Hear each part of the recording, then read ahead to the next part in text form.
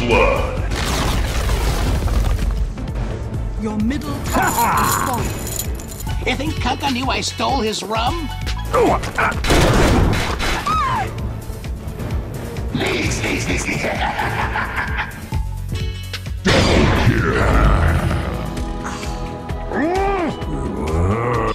watch my head! Hey, little buddy, it's in the bag! XBet, best odds for esport and live betting. Unique gaming lines for all esport disciplines including Dota and CSGO, casino and live dealers. Highest payouts, 100% bonus on your first deposit. Wanna become as rich as Alchemist in a few simple clicks? Start playing on XBet. Everything's better with cinnamon. Oh, yeah! Radiant victory.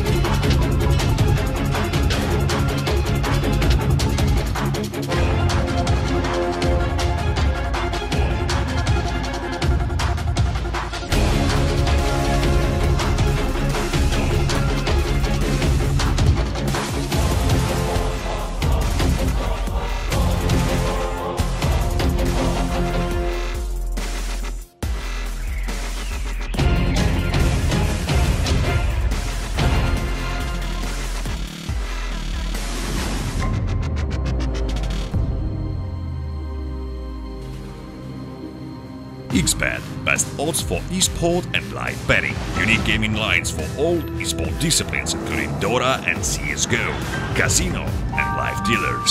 Highest payouts, 100% bonus on your first deposit.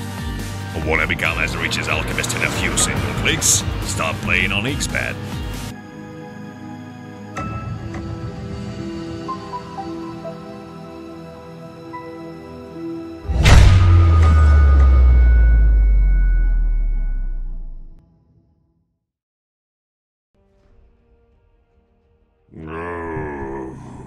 Hello guys and welcome to the Prodota Cup by Smashcast TV. We are here in the last match of the day for the EU version of this tournament and for the whole Prodota Cup. Because of course it always ends with a U. And we're watching the Brestomans versus SFTe-Sports. This time a match for the winners brackets. We will see who can keep themselves on top and who's going to fall down to the losers brackets rapidly.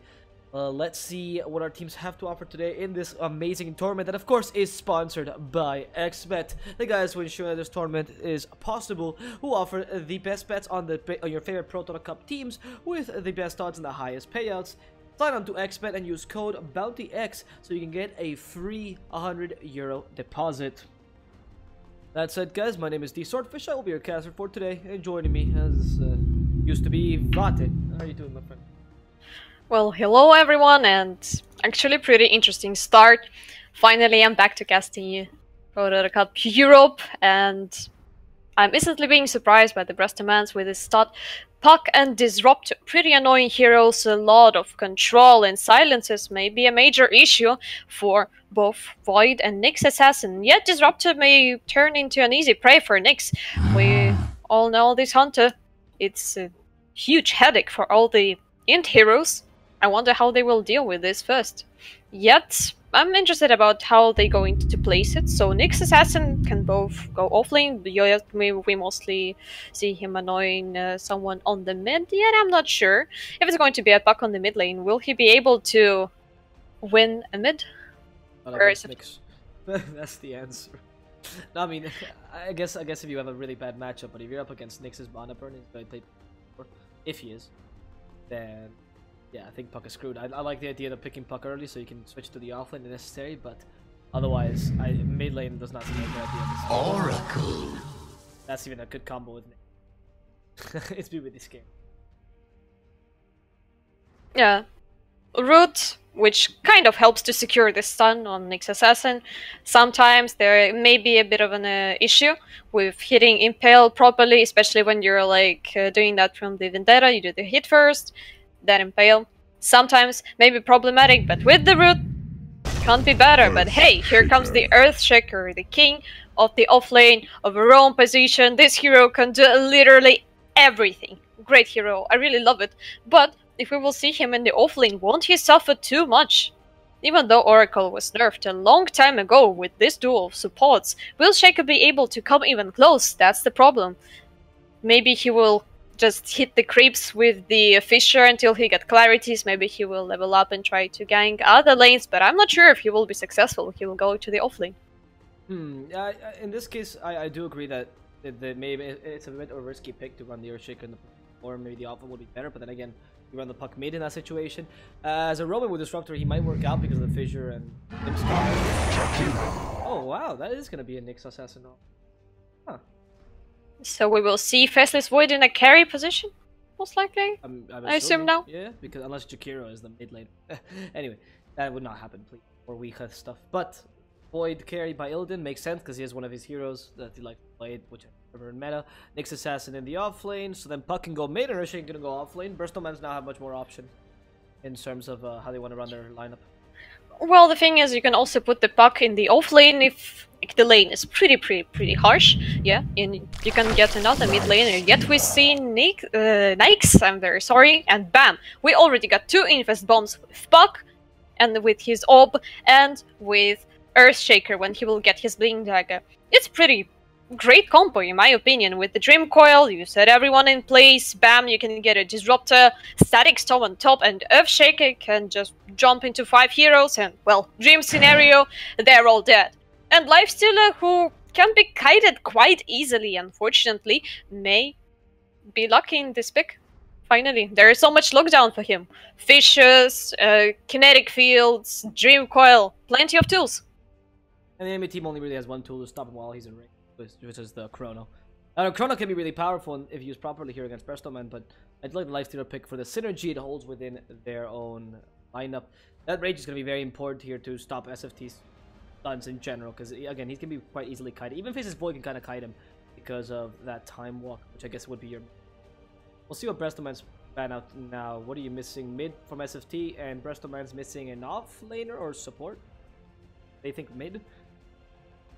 Well, that's actually pretty interesting about their lineup. They are very variative in that regard. Yeah, so they either can finish up with a new mid laner if they think that someone can deal with mid better than Puck and set Puck to the offlane, yeah, and vice versa. So it's going to be pretty interesting what they will pick, but they will have to decide it before SFTe-Sports, so it's not that good as it could have been. Yeah, I'm pretty interested in the SFTe-Sports pick. There's so much, not so much damage in Chrono, and I'm pretty not happy with it. Like, what do you have now? Sometimes Void is simply...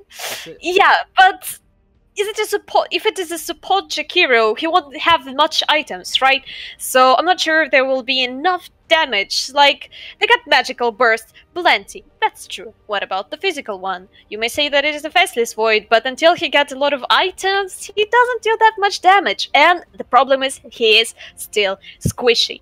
Plenty of silences, plenty of stuns, he may be locked down to death and then bam, eaten alive by Lifestealer. That may be a problem unless Oracle will be on guard, but hey, they also may just send Puck behind the Oracle all the time. He will be silenced, he will be hunted down. That's a casual thing when you're playing against Storm or Puck. They're just always chasing down these heroes who can save you, like Omni Knight or Dazzle or Oracle. It's always the target number 1. Well, with that, we'll see what the last 2 picks are. Brestomans. Well, you talked a lot about SFT, so now we're going to go to Brestomans. They are the ones picking right now. There's a lot of options, as you before, very versatile lineup.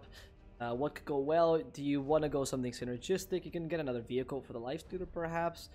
You can stop the Void in some situations. The only thing that's clear is you can't get a carry. Maybe a mid laner that could win the lane easily. Like a Queen of Pain, for example, will not work badly. Get another option for the Lifestealer. You can let the Puck mid and grab something a la Legion Commander for the offlane, which is pretty useful. Lena. Wow. Okay, and now you open the floor. Mid lane Lena? Death Prophet. Yeah, for sure. No? Yeah. Unless Earthshaker's offlane, Nina's support with Disruptor. No, that would be a bit off meta. And then Puck mid, that like... Well, I guess that could work, maybe. I think that's an option. I mean, the point is that Earthshaker can be quite useful with Lena. They got great killing potential. There are not that much heroes who can deal with this early on. They got a lockdown, they got a Fisher plus Lina stun combo. It's a decent burst. So probably from side of SFT we may see additional damage into Chrono. Queen of Painted, yet there's so much silences, but she's one of the heroes who can actually survive on the mid lane. Probably Lucky Blink, and you're back on track.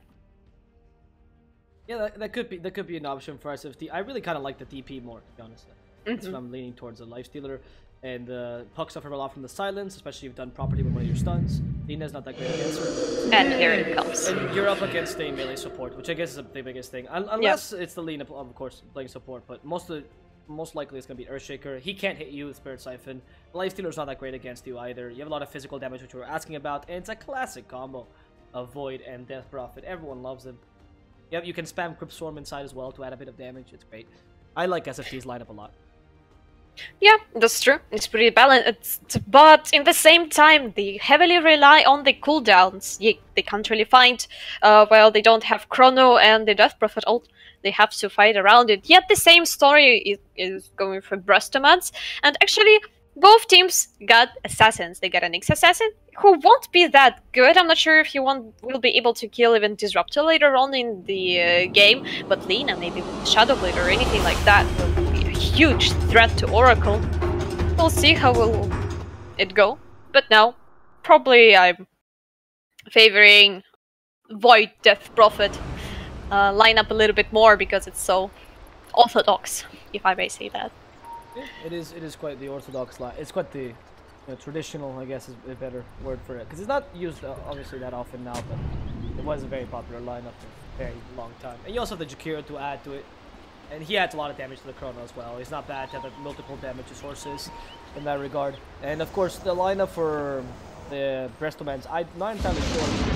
Oh, Glimpse first. Yeah, I see the little Nyx assassin slowed down to oblivion. Where is he trying to go? Being body blocked slowly by a disruptor. There goes the kill. Go versus 12. The Nyx assassin alone against the rocks. He's being hit pretty hard. And SFTe running away just barely with 80 HP. Can they find him? Killomancer going close, but he doesn't have a fissure. He can only punch him to death. This bug is not going to die this way. The last impale. He doesn't want to attack. He has to run. SFTe being chased down, but not quite dead. One last fissure though closes him down. He knows it's time. He knows he has to give up as the one last hit by the disruptor finishes him off. That's a pretty good play, I must admit, even though yeah, fissures were actually just on point by Killomancer now. Got a first blood and they instantly devoted the vault. Wow, that's a lot of gold for Disruptor and a little bit of experience. Disruptor is that kind of a hero who really requires getting his level 6 as soon as possible.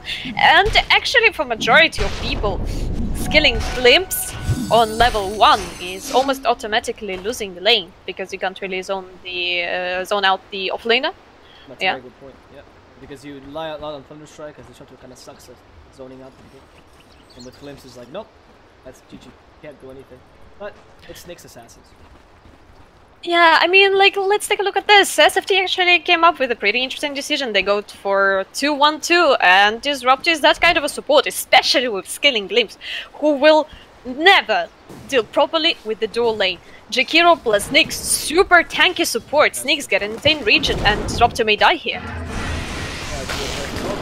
So bad, very close to dying. One last hit from Nyx will ensure that kill. Nikuado fighting against Timos alone. There's no way Timos has enough damage to fight the Impale in just 3 seconds. He has no racing defenses. Well, they're not going to continue this as in the mid lane. Is going to be the Brestomans getting a kill that stops him while that rotation happens. That's not bad usage actually. I mean, you lost what, a support for a mid lane? That's pretty great.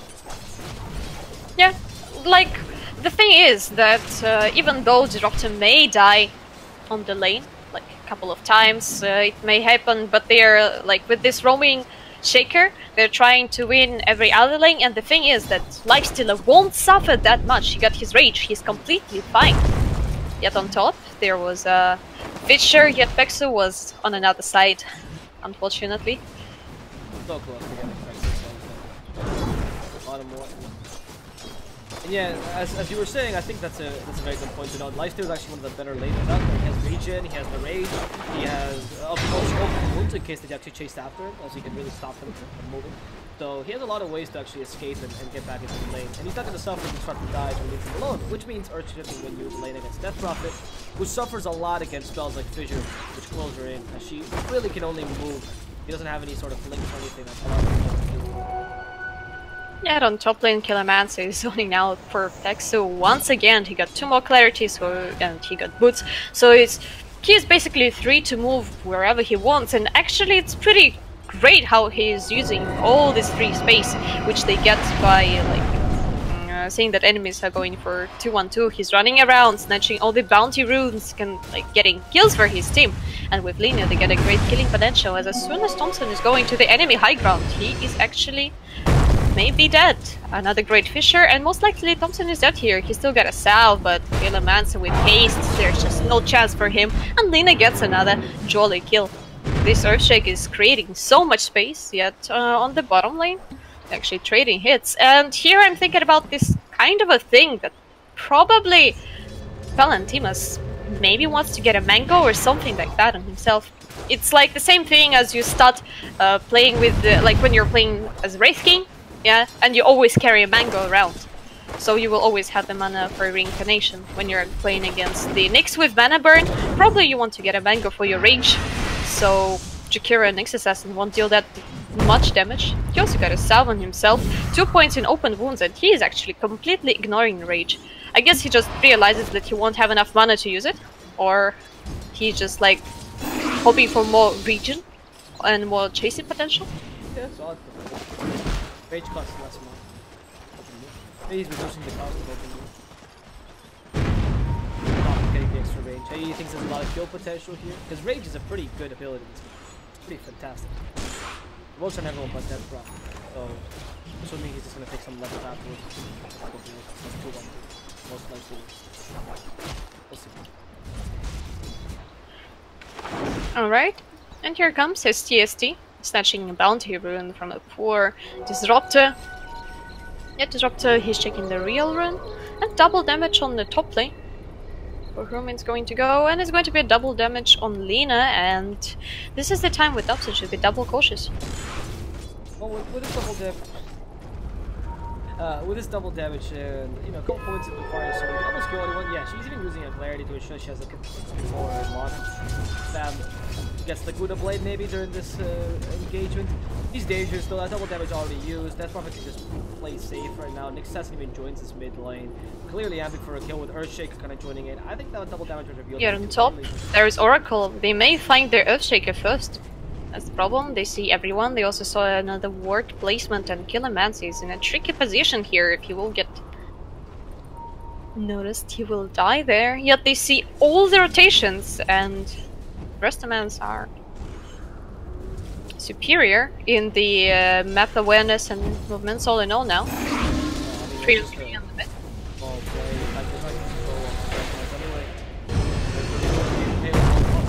Long-range impale, STST, not aware of the Killermancer. Fine, STST with the last mana burn, back. That's the great hits, and the Nyx Assassin be roasted up as Thompson fight this, almost killing Killermancer. The Purifying Flame is not enough to finish him off. Laguna's Blade almost destroys Pexu, but Thompson wants to keep on flying. Dragon Slave will ensure the kill onto his poor Oracle, and Thompson just choosing to kill the Lina as quick as he can. Spirit Siphon, too much range, so he is so close to dying. That last hit from Thompson, even without the mana, the Fate Boots, gets the kill onto Lina. Yeah, unfortunately, Death Prophet is a pretty annoying character, and giving away the 3-kill streak to Death Prophet, it's something not really pleasant. In the beginning of the game, he will go for the first Yule Scepter, so he won't be that scared of all the silences first time it's from side of the Brestomans. Yet, look at this, Disruptor. He is completely without mana, he got no glimpse, and now there is a hasted Oracle, but he is afraid to go on the high ground. He knows that Soku is already there, ready to fight back. And Earthshaker's Legion XP top. I mean, alone with a Death Prophet, you can get a couple seconds of Spirit Siphon. Yeah. You want something else. And that's the problem. What's the point of this Oracle right now? We probably expected SFT to combine, like, Impale plus the Root, yeah? But right now it feels like Pexu is completely lost. To be honest, there is not that much he can do. He desperately needs to get his level 6. Actually, interesting combination by Vexo and Illidan, using the Time Walk and the Purifying Flames to regen as much HP as they can. Yet on the bottom it feels like it will be completely fine from Timus. He's too low on the HP and there is a Macropire there. He only can rage and run away. Luckily for so bad, he fell, missed. He's using the Flame Field and he should be completely fine. Nico got no mana and he runs away. Yet bottom tower fell down and now all the jungle, which could have been easily found to be sold at by the Brestomans, by Lifestealer and Lena in particular, is a dangerous place. So plenty of movement space for SFT. Minute 7 getting tier 1. And now they still have the Death Prophet to do the same. I think her plan was to kill, maybe try to hit the Lena. Right now she's forcing him out of lane. Hey, she can take the tower, and that's what you usually look for in Death Prophet plus a hero combo that scores at least. STST joins in. Gonna go up. They're all gonna go up in smoke. No plan for them. Continue to slowly push his tower and the farming. In the top lane a bit more interesting. The Puck manages to get away just barely with the phase shift to the root, and now finally the Ghost are knocking it. Nope, she's gonna walk away. Alright, well, there's no more extra duration anyway, so it makes sense. She's gonna fight with the Puck. I don't know if he can get away. Yeah, the phase shift should be fine. Thompson can fight this. In fact, so bad is going in, trying to see if he can get the glimpse. Ooh, that was a missed recoil. This time the glimpse gonna deal. Thompson alone, all the stuns stacking on each other, but the damage is sufficient to keep him dead. As SFT lose the Death Prophet in the mid lane. Oh, finally they are like focus ahead. While on the mid lane, Soho is losing almost all his mana. The Sneak's Assassin, 1 point in mana burn. But he's so annoying. And the question is when SFT will actually start fighting. Probably they already got a Chrono on Tasteless Void. But maybe they want to wait for one more item at least, and Exorcism out of cooldown, probably group up, take a tower or two and go back to farm. Maybe that's how the game plan for SFT looks like now. Well, they certainly need to wait for... they certainly want to take towers, of course, because of the item ports, but they want to wait for the Yoru.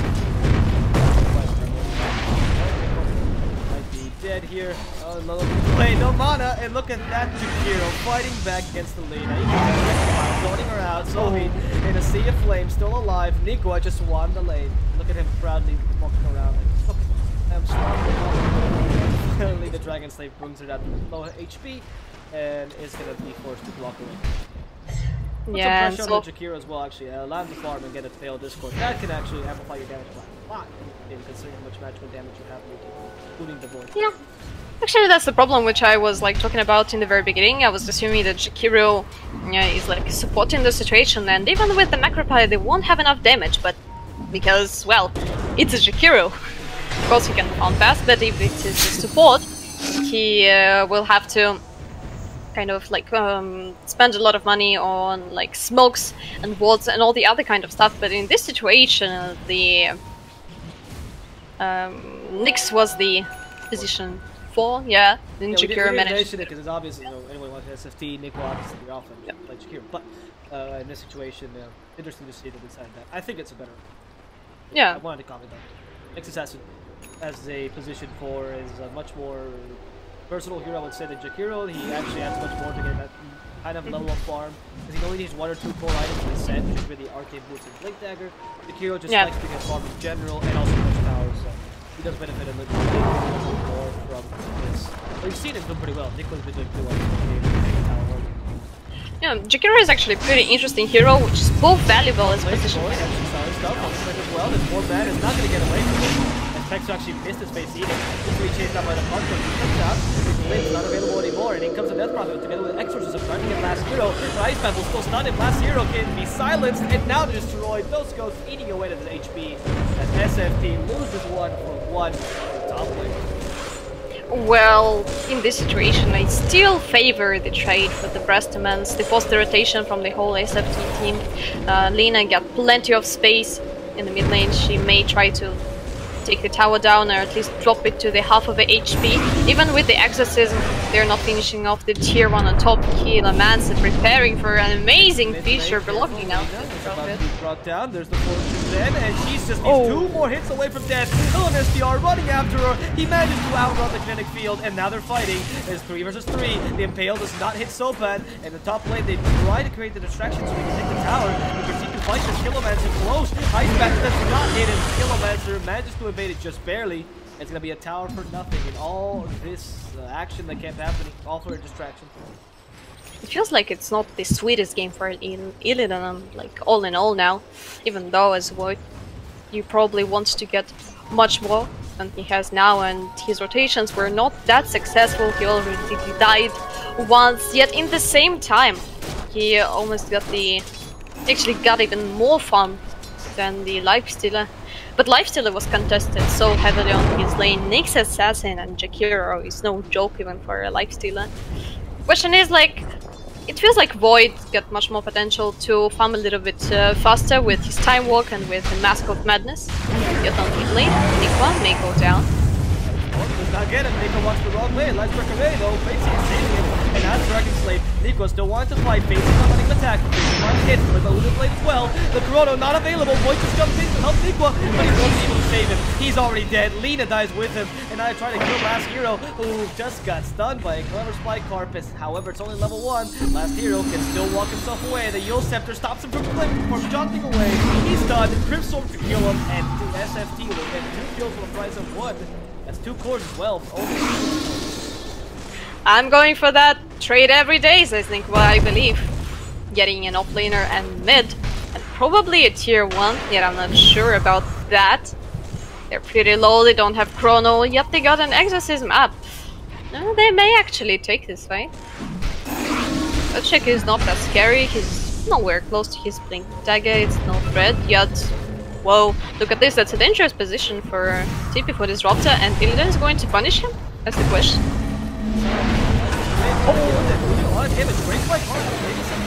Now the fortune has committed, they don't want to lose the carry. The tower's already down, and no action will continue from this. Well, maybe Palentinos. It's well very close to them. That's the open as well. Thompson activates second.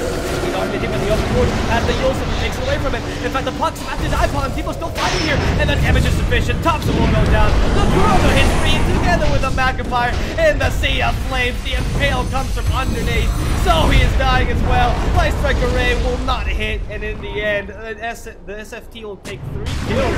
And for a 4th as well. Let's see if they can kill so bad. The Puck managed to survive though, luckily. But that was pure chance as Lifestealer had to sacrifice himself for the greater good. That was actually a very great fight finally for SFT.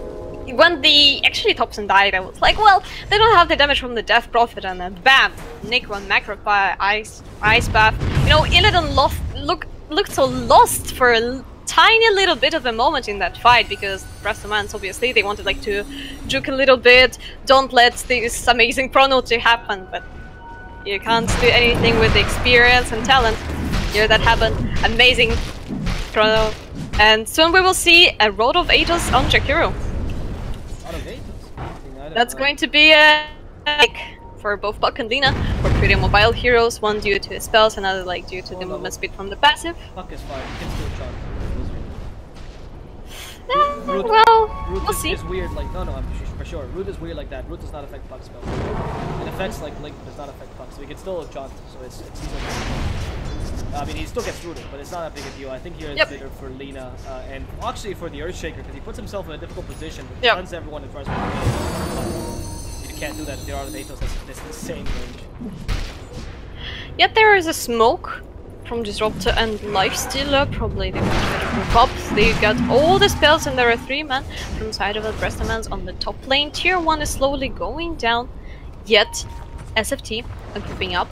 Nyx Assassin is scouting out with Vendetta, yet they are scared to get closer.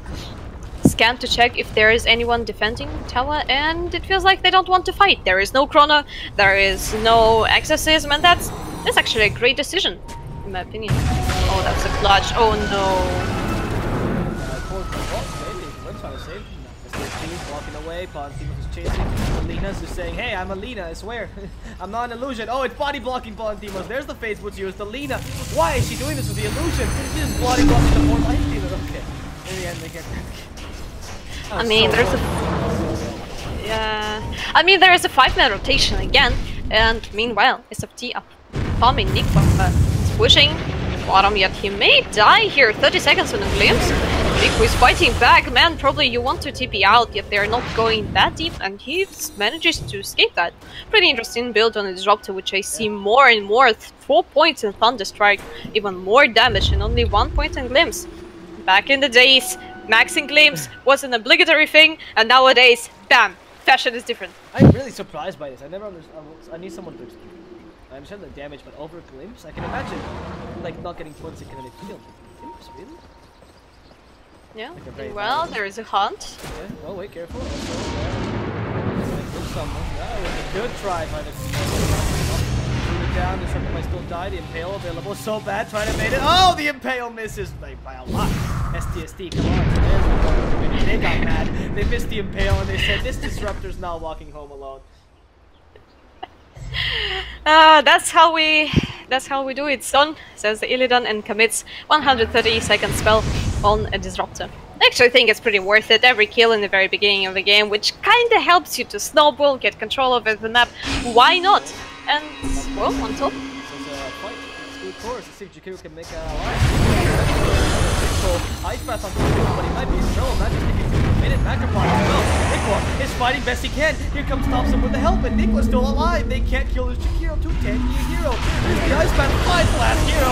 And Thompson continues to fight it with a Spirit Siphon. Mixes them all. Nope, it's up, but it's not going to be used. There's no reinforcements. Last hero will make it out alive from behind. STST just sees so bad. And again, punish come up? No, it's too far away. No, he's actually scouting so much. He already sees the killer master. Oh! Phasia, really good Phasia, and also great stopping of the air. Ensuring that he can stun himself with spike cards. Yep. Good reaction that way. Well, they put it out for Disruptor a little bit. He's pretty squishy, he got only 1k HP. Yet, Nyx Assassin going for Blink Dagger. Yeah, the problem for SFTe that Check is getting closer and closer to his Blink Dagger, only 200 gold to go, and that's where the tables turn, most likely. Yet SFTe are like doing this like super right. In a lot of teams, sometimes it happens that you're picking up something like also like the Prophet Void, and teams start to fight when they don't have their spells. Then they don't either have Chrono or Exorcism or both of it. They're losing the fights, and these guys are just doing everything on point. Like now, they don't have Chrono, they don't die. They know that we can take our time, we can farm, get one more item, and it feels like it's the pattern. One more item, things are out of cooldown, let's fight. Yeah, just good academic Dota. It is a good play, well played by them, but there's also Team Brestomans not going through too many infest bombs with these downtimes. Like, we haven't seen a single one that I recall important, so we should be seeing a bit more ganks. Even if you are losing by a bit, you can still get easy kills with a fuck lifestealer. SFTe has also been staying together a while, which has been a very clever choice. In addition to Fist Void also it being the only one that kind of goes off on its own, because of course it has a time block to be able to take away. That's the reason why it's very hard for Brestomans to actually play their strategy, and now you're gonna see the Infest Bomb yet again. Puck, no, this is the kind of bounty rune. I don't know if this is the wisest choice, Puck. You might die. Scan did see them, but he guessed wrong. Gonna be okay.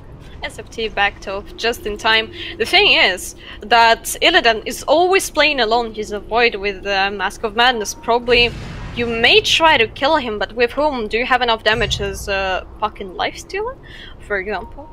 You need like some kind of a decent damage against him still. He also got a time walk, he can't end that perfectly, and that's a problem for the Brestomans. Nyx Assassin is providing so much vision. They know all the moves about, like, from the side of a Brestomans. It's hard to rotate around, and SFTe grouped up as 4, and Illidan, who is hard to kill, is farming somewhere else. So Brestomans are literally scanned. They can't go in that deep. Yet it was actually a nice carapace by STST. He probably was waiting for Lina just to like be greedy. Yeah, and Illidan could have jumped. That would have been a really good play, but sadly we didn't see it. but we'll see what Brestomans decide to do now. They have to. I guess now as the ultimates are up, so you really can't team fight. So you have to go. They realize that Nikwa is the worst gank target possible because he always survives, so let's not go for him anymore. He's always really close to the Rod of Athos. Only 70 gold away and you'll have it, and that'll help him so much because it makes him pretty tanky, honestly. It gives you a lot of good stats, and on top of that, it gives you the extra route to maybe be able to run away. So Nikwa, quite happy with his build right now. Just secure all plays working exactly as intended. Yeah, the problem about Nico that he is not only not dying, he's also fighting back. That's the biggest issue about him. You know, he wants to leave, he fights back, and he almost like takes someone with him every single time. Road of Aegis completed, and here comes the 3-man smoke from side of SFTe. Thompson as the bait in the mid lane, plus there is an Invis rune just for Illidan, and someone should die pretty soon. Who is the target? Lifestealer or Lina? Probably that's the one you will go for, but most likely Puck may die here. They already saw him. Illidan will... yeah, he is not greedy. Committing Chronosphere, yet Disruptor is stepping here alone. Is it a good idea? So bad is losing his life instantly. Oh mate, that was unfortunate, kinda unfortunate. I guess it was a little bit miscommunication between teams. Yet there is an Omelette and Desolator. Well, I'm still a Blink Dagger for Killerman. Probably they will try to wait someone to defend the top lane, but hey, why would you defend the top lane if you got the Exorcist on the Death Prophet? Here it comes, they are taking the tier 2, and now Brestomans need to defend their own high ground, being at 22 SFTe on the Radiant high ground. Here it comes. Oh, Exoslam, that's what you'll do! Almost everything on Death Prophet, but they save him with a false promise. He will not survive this. Running, you'll have to heal back up. I don't think he's gonna be so lucky. Thompson is gonna be destined in the middle of that fire. Now the Void also dies. That's 2 cores already gone, and Pontius is going for more. Pexu is the choice, and Yosef sends him back up in the air. He's gonna come down with a couple of broken bones and a dead soul. It is gonna be 3 dead now for SFTe, with only the Secure surviving out of their cores. Brestoman losing absolutely nothing. What a surprise. I should have expected that a bit more. There's an Earthshaker, but hey, that was fun. Yeah, there is also an insane damage with the Desolator plus Lina. Pure damage, so much magical, and actually Death Prophet got almost nothing for survivability. Like, what can you do? She almost got no stats. The only item for stats is basically, well, like, no policeman, which gives almost nothing in Road of Aegis with 2 braces. That's literally not enough. And here comes the decision from the Death Prophet. It will be 5, but will it be enough? There's a lot of physical damage from Lifestealer. Plus, there's Lina with the pure damage. If they will just jump into you and your Oracle won't be there, nothing will literally help you until you will get really tanky with Shiva's God or something like that. Yeah. Well, I think that's a bit excessive. I think the pipe would like be enough to actually stop a lot of this. I don't think the sheep is that necessary. The nice throw can hurt you a lot, yes, but you can usually position yourself properly, or maybe even a 4-step actually on your support. And oh, jump on the Void. Light saving the face hit so good. Now the Purify Blade as well. Look at this Void go. See how much damage is just based on purely magical. It's quite impressive. Yep, that is. Like, no, sorry, not impressive. It's quite like obvious. Look at this! Immediately turning with the smoke, they got Chronosphere. They don't have Exorcism. They are ready to fight back, but hey. Fuck. Please fuck. We just lost a team fight, whatever, let's go for another one. That could work for Charm. And it was a good idea because you don't expect that. They were just unlucky that Puck was there last because he decided to stay longer. Yeah, that was unfortunate. Yet they're going for kills, and Brestomans is separating for 2 parties, and here 30 seconds cooldown on the Upshaker's Echo Slam. There are 2 with Puck on the top lane. Puck will keep on pushing, and that's the problem. Even though they lost a lot of cores, the most important thing, tier 3 was taken, and now taking all the control away from the Brestomans. Their jungle is dangerous. If you will be chased there somewhere, casually farming in the camps, there will be no safety for you there. There is no safety shrine, there is no control over Roche. That's a big problem for them, in my opinion. Yet the tier 2 on the top lane is slowly falling down due to the efforts of Puck. And what's interesting, here comes the Killermancer standing in the trees. They are waiting for someone to just jump and try to defend the lane. Yet, hey, SFT completely gave up on the tier 2. Why would you need that, right? Alright, it's a tier 2 in the top lane. It's not the most useless one, but it's up there. No, it's actually pretty useful considering you do lose control of their safe lane jungle. But at least SFT knows that they can push a bit harder than any team. I think that's the idea anyway. They're just gonna let them push and push and push. Their high ground defense is supreme with the Death Prophet, Nyx Assassin, and Jakiro. So it's very hard to actually go up to the high ground of anything. Kind of avoid this fantastic. I don't think the Brestomans are ready for this. But the problem is for both teams, from one side, you already mentioned, there is a Jakiro, Death Prophet and Nyx. From another side, there is Puck, Lina and Earthshaker. I mean, it's both pretty hard to get onto the high ground yet. On top lane, they found someone, or Nyx found them. Now they will just have to retreat. Will they jump on a Nyx Assassin? Is it killed Gurren? Yeah, it's good enough. Oh no, okay, now they can find both of them. Easy impale, that's the puck down. The Lifestealer has lost the range, goes to and the Echo Slime comes in, crushes the bug. Now with the help of the Disruptor, the point is alone. Silenced up as well, he can't walk away, but he might be killed enough. That's probably the SDR is going to be perfectly fine, and the Jakiro getting, sorry, it's going to be Palantino's going to get killed to build an SDR, and eventually so bad also dying, so, well, seems like the boy actually popped thanks to the Oracle. I was not expecting that puppy. It's like she dealt more damage. Imagine. No, kill him. There's a try number 2. No, Oracle hit. That was one hit dead. The next target, Death Prophet stunned out. Ooh, what a good Fuel Scepter. It's not going to be enough though. The Ghost is still out. She heals back up. She wants somebody's going to kill, and she will stop the Aegis, but she will die herself to the Life Stealer's damage. That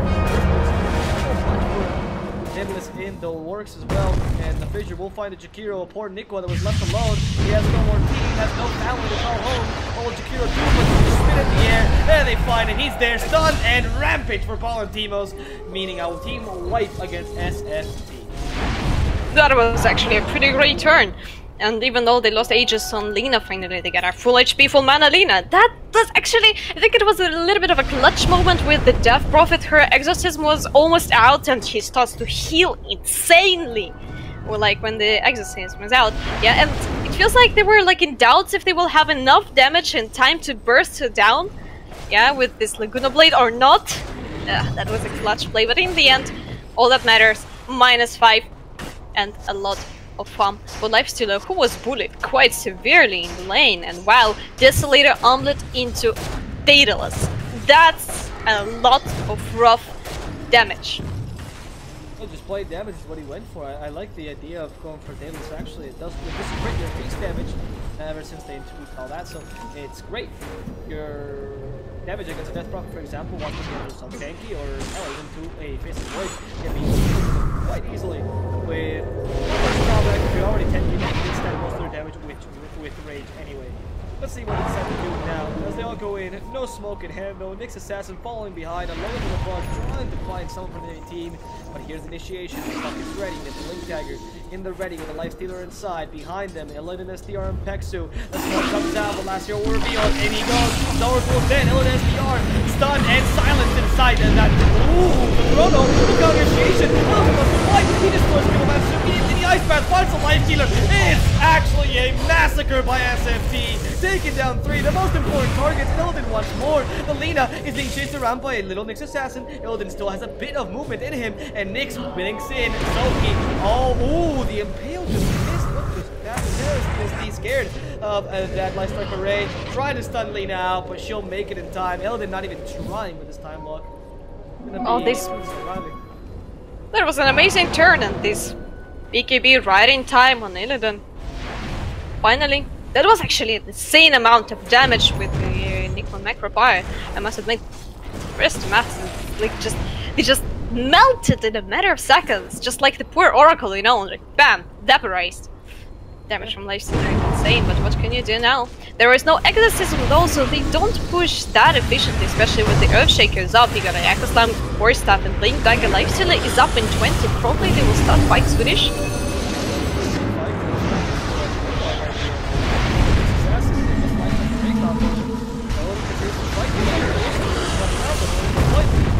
There's a Fissure. Careful with that. The Impale actually finds Lina. He's been stunned. No time. Jimbo with the Echo Slam. The team is here. Almost the SDSD might not be so lucky. Spike Cup is setting it for now. And so is the Earth Shadows. He wants away in time. Death Prophet alone in the middle of Magnifier. They have to reach him, but they can't. The Life Leader destroys her in time. Nikwa tries to TP away, but the Yule Scepter will ensure this is not the case, as Nikwa is stunned for last time and killed in front of Life Stealer's eyes. STST, the only surviving member, is gonna face himself with a buck that can just kill him in a single hit, but for now, he's surviving. He's the most courageous of insects, but now the waning rift ensuring that Nick will not get back home. Yeah, that was an unfortunate fight. Once again, for a little bit of a moment, it felt like SFTe got this in the bag, that they were prepared for this jump by the Earthshake, even though the Echo Slam was beautiful, instant BKB by Illidan, but something got terribly wrong once again, and this Life Stealer deals an insane amount of damage, and Selena also 15 Bloodstone charges. After that is going to be BKB, and that's the problem. As soon BKB start appearing, majority of the heroes are not as scary anymore. For example, neither Jakiro nor Nyx Assassin are no threat for Lina, and she can freely hit whomever she wants. Question is what we will see next. Is it going to be like even something like a Shiva's God, or she will go for a right click damage? Question is what they lack. I think that'd be a great against the Void. Actually, I thought about this. Not straight up Blood right now, right? It would be Orchid first, and see what you would need then. Like, the problem is, what I wanted to mention a little bit earlier, even though Daedalus is pretty much of a dead item, not that much people are picking it up nowadays, because I hear... He's the last hit, and there it is, last hero. Oh, yeah. Will not survive. Okay, go on. Is that, yeah, like the thing is, a lot of people are actually saying, why do you need a Daedalus, right? You can get the Bloodthorn, it's silence, it's crits, mana regen, it's everything you need. Yeah, but the problem from side of SFTe, we already got the Yule Scepter, for example, and the Death Prophet, so Bloodthorn is not a problem anymore. BKB on Faceless Void, also not scary. They also got Oracle for this kind of things. They got plenty of things to remove the debuffs, and that's maybe a problem. Yeah, but Daedalus grants you raw damage, which is not being counted by anything but the physical armor, roughly. That's what I really like. Also, Bloodthorn is 2k gold more, I think. And the Daedalus. Oh, 1k gold. 1k gold. No? And here it comes. Here comes the Infest and the Earthshake, a double damage on Lina. That may be a rough fight. Disruptor already stands in a position. He got a clean escape, 2 points in a static storm. Yet SFTe are not ready to move anywhere. Nick on the top lane, and what's pretty nice, this is Jakiro with BOTs, and he can join the fight and leave the fight as soon as he can. So it means like the constant split push, and how can you really deal with that? It means that you will have to use one of your heroes, either Buck or Lina, to constantly be on the side lanes, and when you're playing against the Nyx Assassin, you probably don't want to do that. That's the problem. And yet, here comes the Roche. Will they go for it? Killamancer, baiting his Life Stealer in. Yeah. Here they go. Fight into the Roche bed against Void and Death Prophet. May end up pretty badly, yet it doesn't feel like SFTe will fight for this. They don't even suspect.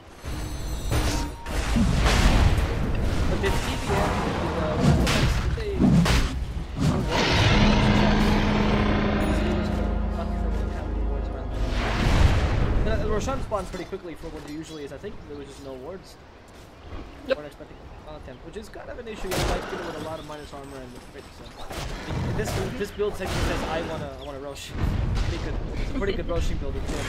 So it becomes an Ursa essentially because you didn't go.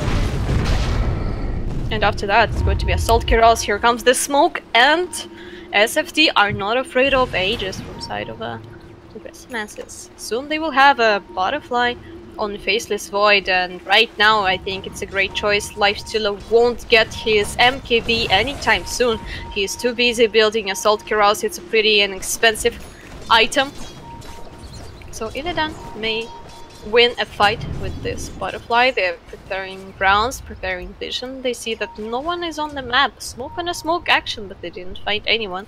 Yet the top lane is outpushed for both teams, yet 2 lanes are pushed in, and the only option for SFTe is probably keep on pushing top, I assume. doesn't feel like they're afraid of the ages from side of the Brestomans. And what's interesting? Calm about it. I think at this point, what do you get into an initiation or you don't? If the Aegis makes one person survive, you still kill them. I think it shows that whoever initiates here has the upper hand because neither team has really good counter initiation. Yep. That's actually fairly interesting that Illidan gone for 120 gold per minute on Faceless Void, and means that they can simply dodge the fights and their late game is probably... I'm not sure if it's gonna be that much better, but for sure he will farm his items much faster than the Lifestealer, and Lifestealer is that kind of a carry who's like roughly relies on constant fighting, winning the fights, on the snowballing. He is kind of a bad farmer, yet here comes the Echo Slam! Great save! Going now to counter initiate, their Shaker's down. Lina is sent up in the sky, and it's just a Lifestealer alone. Can he turn the rage on? He can! He's stuck for too long using the Aegis, so he needs the cheese in the backline, but they missed the assassin with that disruptor ultimate. Now the point is back. The button goes down, Ponty loses the rage, Illidan's DR manages to walk away, and now to end equal fighting against Valentino. Thompson can't heal fast enough. The Fatiguing is not for him. They should have right to the wrong person. Soki, look at it go. It's Illidan already dead by Valentinos, and Thompson trying to finish off the Lifestealer finally, but the Bloodstone still keeps him alive. Now the Ghost will be right through him and eventually destroy him. It's only a buck left. The Ice Path finds the Disruptor, who's for sure the assured victim here. As last hero, only members surviving. They lose the Void, but they get more in return. That was an amazing positioning by Pexu first of all. His false promise just saved the fight for SFT. They made a great fight all in all. They took the Aegis from the Lifestealer. They killed Lina, the only hero which they survived was Spock. It's a little bit unfortunate. He got the Aghanim Scepter and the gem, yet they got no Echo Slam. But they keep on fighting. They want to burst down Death Prophet or at least delay them. If can make... He got no buyback. Cannot like he will die. Here comes the Laguna Blade on Thompson. He's so tanky. Look at this. And here comes the Ice Path. Just 1mm, not enough. Thompson yet keep on chasing. He's disarmed and Earthshaker blocking him away. Stunning. They actually may bring him down. Yet 5 the offensive side. So much survivability, and Earthshaker is dying to Thompson. That was a pretty cocky move, and they paid for that almost with 2 lives. They almost gave away the gem. But in the end, it did. I think it turned out better for SFT overall. They got a couple kills. It's not the initiation, which I think is the main part as well, and they didn't end up. Yeah, that's true. That's absolutely true. Yeah, the problem is, which was happened in the top fight, as soon as even like they committed so much to burst this void in a matter of seconds, but this Oracle keeps on winning every single fight with his false promise. They really need to do something about this annoying guy. They need to try to focus him first or something, because as long as Pexu is alive, Void will never die in a matter of seconds. This false promise. This 10 additional 40 seconds. They can be activated as well. And SDR will get the first kill. One of last hero. Oh, good trick there with the diffusal blade. So he's going to end up leaving the group. They actually may turn this Killermancer to keep on chasing. Here comes the glimpse.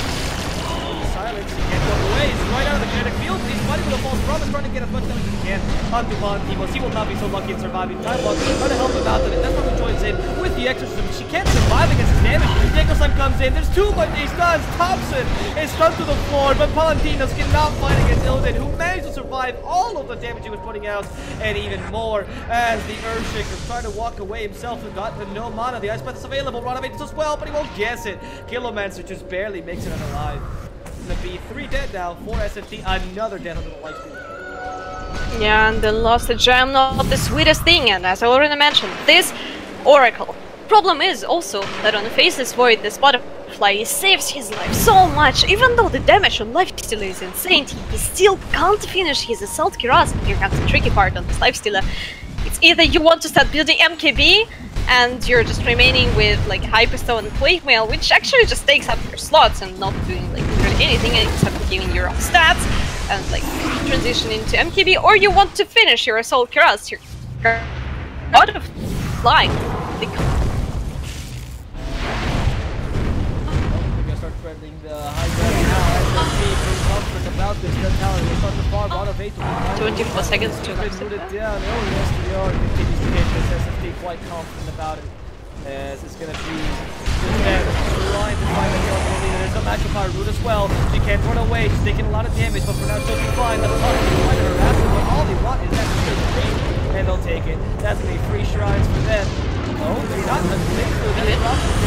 Cover back, but there's the chrono. Beautiful into 3. They can find the Lina and kill Disruptor to boot as well. Why not? 2 for none. As the Lightstealer sticks himself in the middle of the fray. Might have been a bad idea. Goes on a catapult. They don't know where he is. Well, they do know. They just can't kill him right now. And then with the team to go for this Derek. Nico got too close to the catapult. Might get punished as a result. Palantimos can beat in his PR. That butterfly doing a lot of work. But now he's being silenced and slow as well. They can boot him finally. The Ice Path hits him. The Ninja Assassin don't get any base. They find the Lightstealer. He tries to arm the toggle, but will not be successful. The GG will come out. SFT will end up decimating the 4 guys from TDN and taking the first match in the best of. That was a pretty smooth play by SFT. Even at some moment, it seemed like Brestomans got this game. Their moves were pretty smooth, but this teamwork by SFT is just amazing. These Chronos, these saves by Oracle, really good job by the whole team. We're going to see more of these guys very soon in the second match of the day in this beautiful best of 3. Of course, hope you've enjoyed this great match in the casting itself. My name's been Swordfish here with Prodota, and this match would not be possible without the guys at XBets. Do check them out and use code BOUNTYX for a €100 deposit at their betting website for the most favorable odds and the highest payouts, betting on your favorite Prodota Cup teams. That said, guys, we'll be back shortly with game number 2. Hope you enjoyed game number 1, and I'll see you guys very soon with SFT versus the guys. The Brestomans. Thank you. The guys from Brestomans, second time round. That's them. XBet, best odds for esport and live betting. Unique gaming lines for all esport.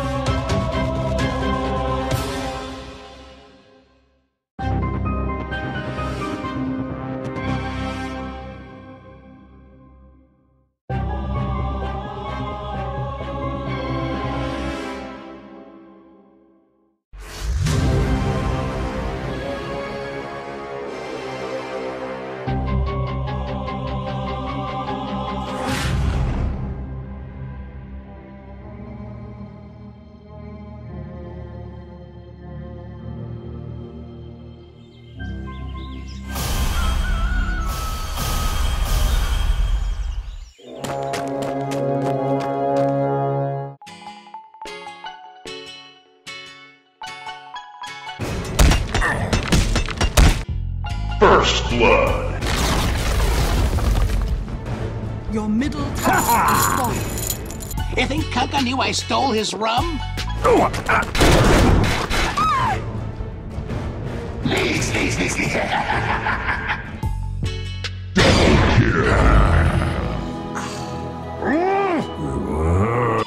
watch my head. Hey, little buddy, it's in the bag.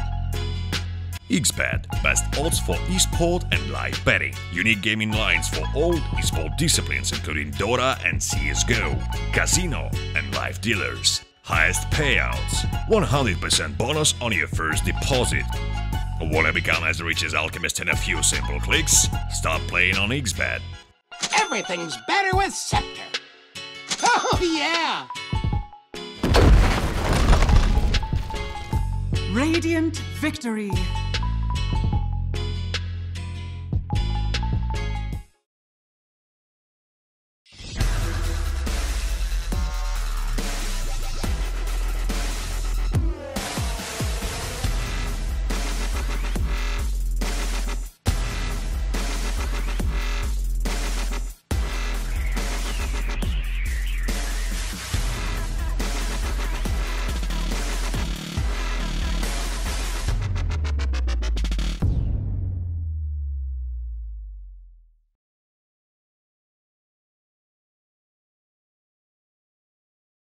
XBet, best odds for esport and live betting. Unique gaming lines for all esport disciplines including Dota and CSGO, casino and live dealers. Highest payouts, 100% bonus on your first deposit.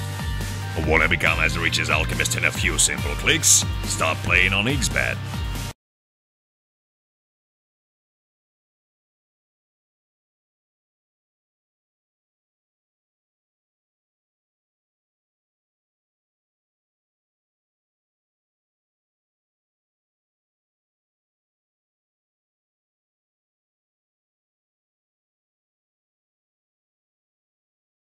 XBet, best odds for esport and live betting. Unique gaming lines for all esport disciplines including Dota and CSGO, casino and live dealers. Highest payouts, 100% bonus on your first deposit. Wanna become as rich as Alchemist in a few simple clicks? Start playing on XBet.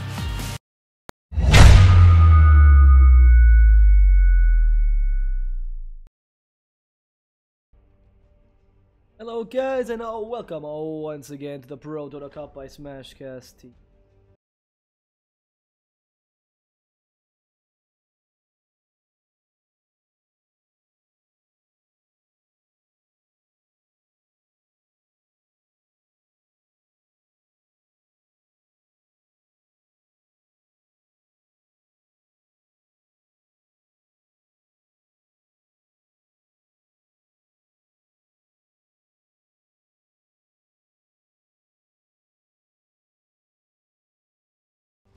Hello guys and welcome to the Prodota Cup by SmashCast TV. We are here in what would be the last match of the day, or what could be the last match of the day, in an exciting best of 3 to decide who can stay in the winners brackets, if it's going to be SFTe-Sports or the Brestomans. We are here in the drafting phase of this great tournament. Of course, the Prodota Cup sponsored by XBet, as they are the guys that ensure that this tournament keeps running. Go check them out and give them a look. They offer the betting on your favorite Prodota Cup teams with the best odds and the highest payouts. And if you use code BOUNTYX, you get a €100 deposit for free.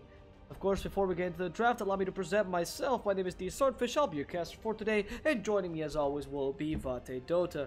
How you doing, my friend? Hello, and after the previous interesting game, I'm pretty excited to see what these both teams are prepared for us. Instantly, Clockwork Rubik, great opening, which prevents some things like Earthshaker and Ancient Liberation appearing inside of SFTe-Sports, yet there is a Night Stalker there. Question is, who is going to be stronger? I assume that from both sides we already see position 4 and position 5 from side of the Brestomans is Clockwork, from side of SFT, and Rubik, and from side of SFT it's Ancient Liberation and Night Stalker. Question is this Rubik? What's the purpose of this Rubik here? Most likely, we see this hero when the team really wants to pick something with the great red button, something like Magnus, for example, Faceless or Void. I don't know, Tidehunter, or Earth Shaker. well, why not, Earthshaker. Why not? I'll take that. And there is like a plenty of other great spells to steal from from the SFT. There's already an Ancient Apparition. All the spells are really useful. Faceless Void, Chronosphere, maybe not the Dream, but at least that's something. Time Walk may be really used for time dilation. And as always, Nullfield for the Brestomans against Ancient Apparition. Why not? Pretty great spell. Yet, which opening do you like more? SFT or Brestomans? SFT. I see a Night Stalker. Batman. Amazing. Batman not in this game. Night Stalker is so good to combine with the Ancient Apparition to get you the lane domination you're looking for. Even though they are lacking a bit of stuns, the Faceless Void kind of makes up for it. But Chrono, I love the wombo combo of Chrono and Ancient Apparition. And I don't have many ways to stop it right now. The Rubik can only steal it, but that's great. Night Stalker is fantastic against Rubik, and if Earthshaker's played as a support, he's also pretty good against him as well. Well, I'm imagining he's probably going to be off lane. And you can take advantage of a good Mirana. In this case, I'm going to pick the Mirana, I think, as the mid laner. It's a wise choice if you combine it with Night Stalker. Void takes it for an easy... Void, in this case, a spell, not the hero. Makes it for an easy arrow. And the Night Stalker together with a couple hits from Mirana, maybe even a leap. Are sure an easy kill on most mid laners. I wonder what the Brestomans are going to pick up for their mid lane, try to go against this Mirana. I guess they can trade them. I mean, they already see 2 cores from side of an SFT, so they kind of can play already around that. They kind of know what they will deal with on the safe lane, probably. Maybe it's a Void for Illidan once again, I assume. So probably...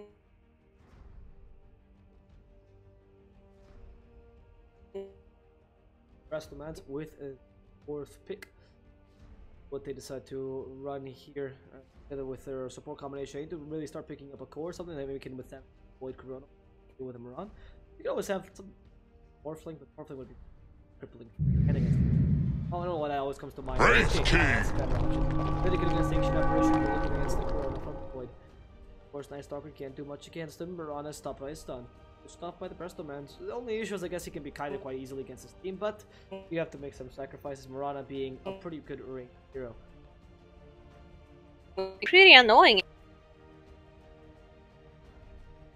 There's the Brestomans waiting for the 5th ban from SFT. See what this will be. It's gonna be 1 minute and 10 seconds to hear it.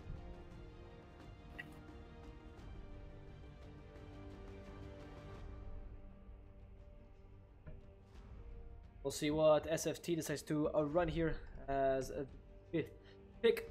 It's gonna be 5th ban rather, and then Brestomans as 5th pick. What are you missing? Mid for Brestomans, I suppose. Yeah, against Mirana. SFT missing an off laner carry, depending on where Faceless Void can be played. So they have a bit more versatility with their heroes. They can even go for a Mirana carry or for a Mirana in the off lane position.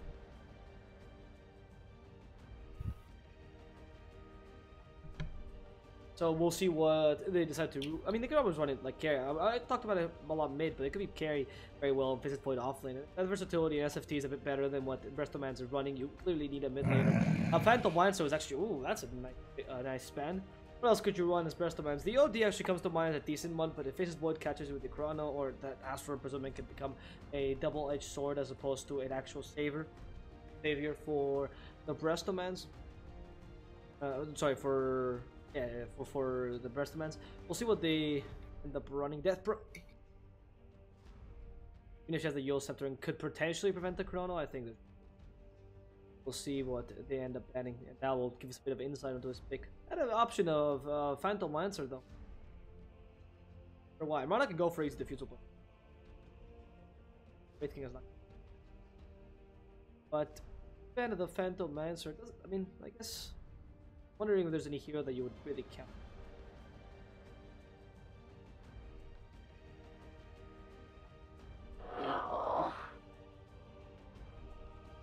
And well, there is a ban of a Death Prophet, as you already mentioned before. Yeah, we'll see what both teams do with that. Ooh, Voker. Not expecting. Don't see many Vokers. Good Sunstrike set. A lot of good Sun. Yeah, actually makes sense. Sunstrike is too good this game, and is great against Faces. Look at SFT pickup. Well, I still think it is probably going to be a Mirana in the mid lane. And probably I expect something in the offlane. Question is, what is that? You're playing basically against the 2 stuns and cogs plus micro stuns. And, you know, it's not the easiest offlane, I assume. Even Faceless Void got not all the chance of surviving this, and here comes the Phoenix. That's an interesting choice, I must admit. Well, that's a mid lane Mirana, Faceless Void for Illidan, and Nikwa as a Phoenix. Are we going to see the tri-lane and Void against Earthshaker in the offlane? But hey, I'm not sure if it is a good idea, to be honest. I wouldn't like to see a tri-lane. I think a dual tri-lane is fine with a Void, or dual lane with Void and Ancient Apparition and Stucker. This Phoenix, I mean, is one of Nikwa's best heroes. That's a thing to remark. Yeah.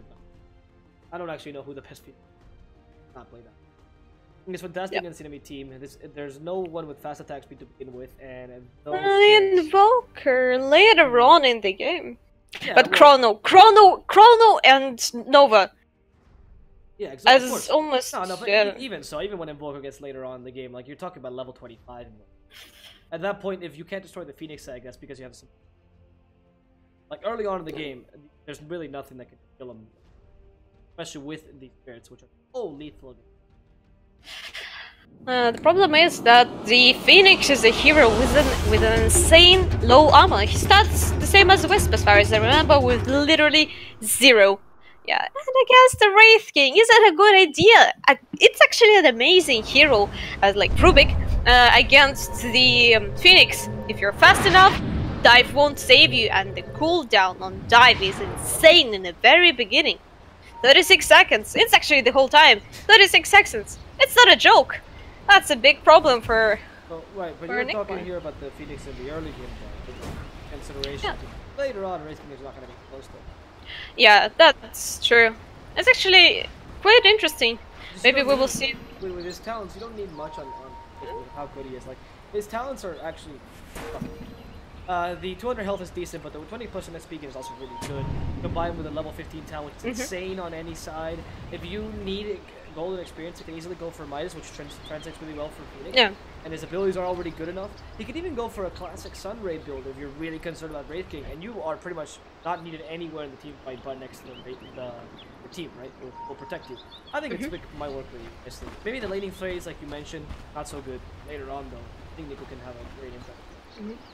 It's just the problem is that as soon as Invoker gets a couple more points in the Exort, it will be so easy to kill this Phoenix. So that's the problem. I think like when you're playing against 2 stuns, Rubik is fast enough to cancel your dive, it's hard to come back. Yes, you can get the XP gain talent later on, but you need to live to that level 10. You need to get your XP somewhere. I mean, Yet there it comes. I think it's gonna go for 200 health. Yeah. Because you could go for the XP. Like you said, if you don't do well, go for the XP. Otherwise, it's fine. We'll see though. It's really going to become up to execution. I don't think the point is not to win the lane with you. The point is to win every other lane. It's easy. With Faceless Void, Ancient Apparition, the good combo, and the Mirana and Ice Stalker makes it really hard for the Invoker to win this game. Even at the beginning when Mirana has her low base attack, that's very counter plus against it. The Clockwork against Ice Stalker is not good because in the middle of the cogs, Ice Stalker cannot take advantage of that extra damage. Look at them go, taking those cogs like the Lancets. Yep. That's a teamwork.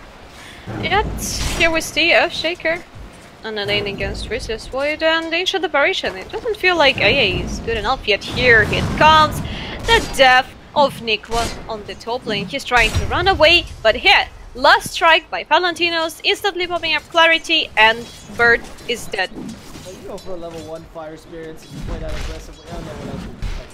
As it's not to play, I mean, I don't know.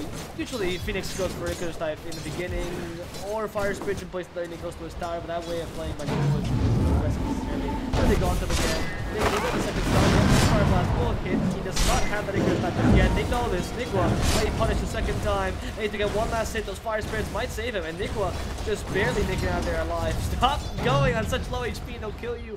Oh, they don't have enough range. Okay. Well, still stay in the lane for now. Not dying yet to this Wraith King, who has a Wraith Fire Blast. And now they have to commit a Night Stalker to the top lane to help Nico a little bit, and Invoker is one-on-one against Mirana in the mid lane. Yet there's Killamancer. They may go for Ancient Aberration. Ancient Aberration is such an easy kill. There are Cogs and Boots of Speed. Will they go for him? That's the question. Fisher is available. Oh, level 2 just in time. Most likely Vexo will be dead. Fisher just in time, and Illidan is not managing to save his teammates, even though he destroyed the Cog. Well, good play. Yet the problem is about the Ancient Aberration is that kind of a support who really wants to go aggressive, or he's not really doing anything on the lane. Mostly we see this hero being paired up with some stanking, with a stun, with tanking, with Earthshaker, something like that, which can grant you a little bit of snowball in the beginning, lane domination, but as soon as Ancient Aberration is like being left alone with no proper support, and I believe that Faceless Bot is not a proper support, he may feel a little bit lost, because all he can do is pull, and if enemy commits a little bit more, or Ancient Aberration is being not careful enough, he's an easy target, even worse than a Crystal Maiden. Oh yeah, Niqua on the top lane, diving away very last second, 40 HP, and now Shame Walk all the way back to the base. Yeah, well, I mean, at least you got away from that. It's better than nothing. Level 3, he's still fine. Oh, another Killamancer pushing Thompson away from the lane. This is something that they're doing pretty well. They're actually, Clockwork is actually doing a very good job putting pressure on a lot of lanes.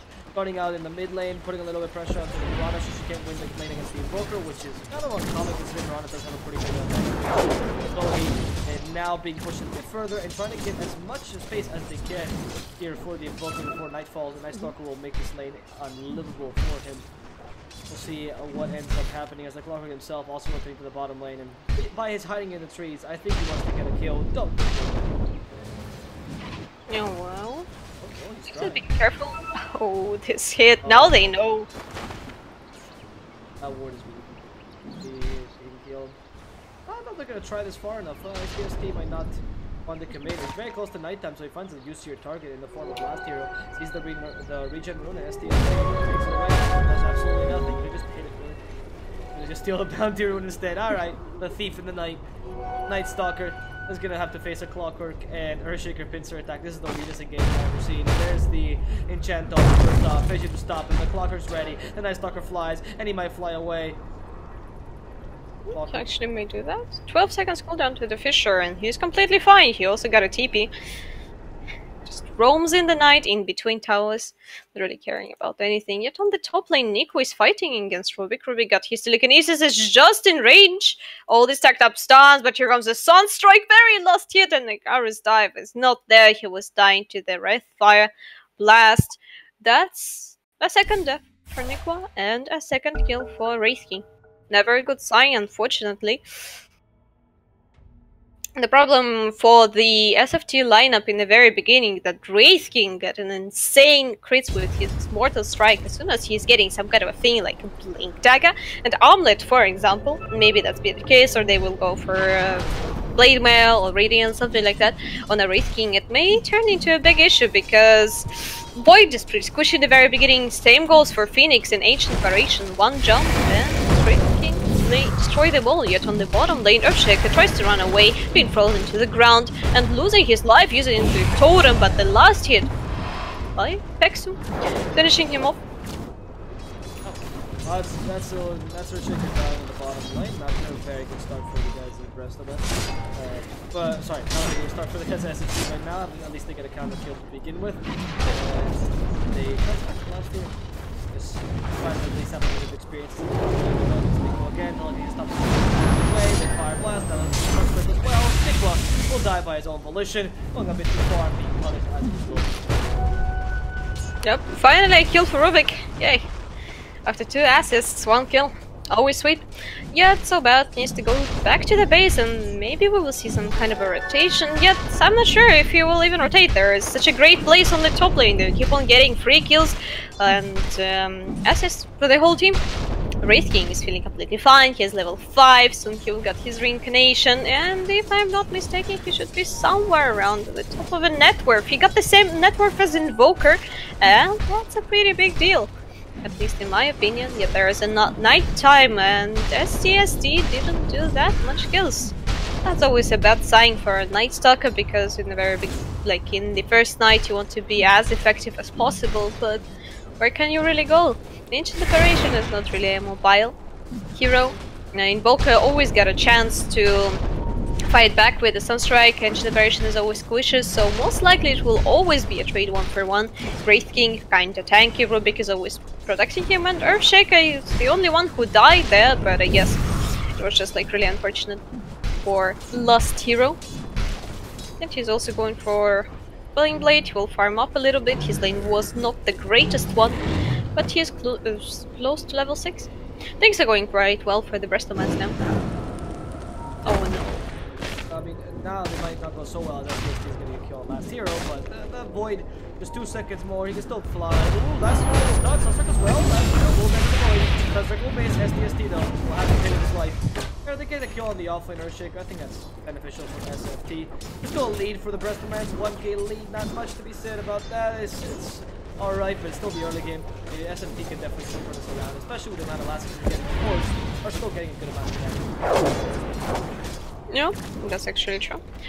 Meanwhile, level 7 against Mirana, level 8, almost 9. Thompson is having a little bit of a better time on the mid lane, getting a haste in the bottom, yet Killamancer trying to get to this haste turn, dodging the arrow and running away, teasing Thompson, also damaging quite a lot. Night Stalker is trying to fight him back, taking away 1 charge of the raindrop, and Killamancer runs away happy. Probably he will go to the base, or at least somewhere where he relies on the raindrop, and Nikwa finally survives. There was no Sunstrike, I assume. That was the only thing that saved him. Oh. They weren't so sure about it. I think he could have still survived with the... Like, if the Sunstrike had hit him, he might have still had enough health to... If there was time, they wanted to get a last with the Sunstrike.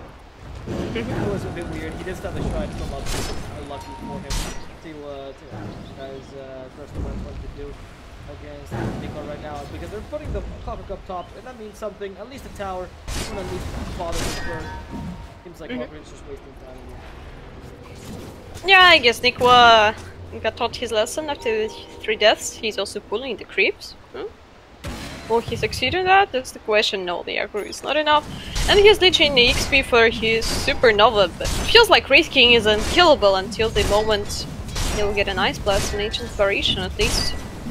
He's too tanky now, so he will get his Omelette, and that's a pretty big deal in my opinion from side of a SFT Midas. That's the choice on a Faceless Void. That's actually a pretty interesting one. I think it's a good idea this year. I don't know how they think. You can always go for the play build in this game. Oh.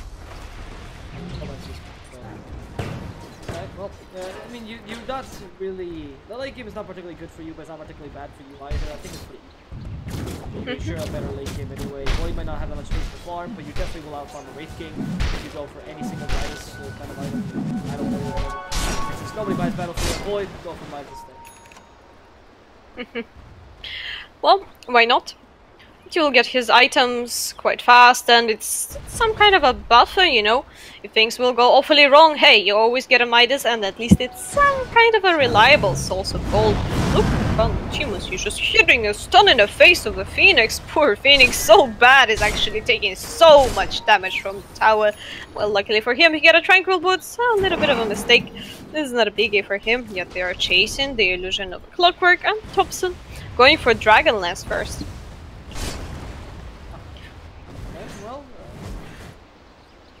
I don't know, I like the straight up Maelstrom Mirana.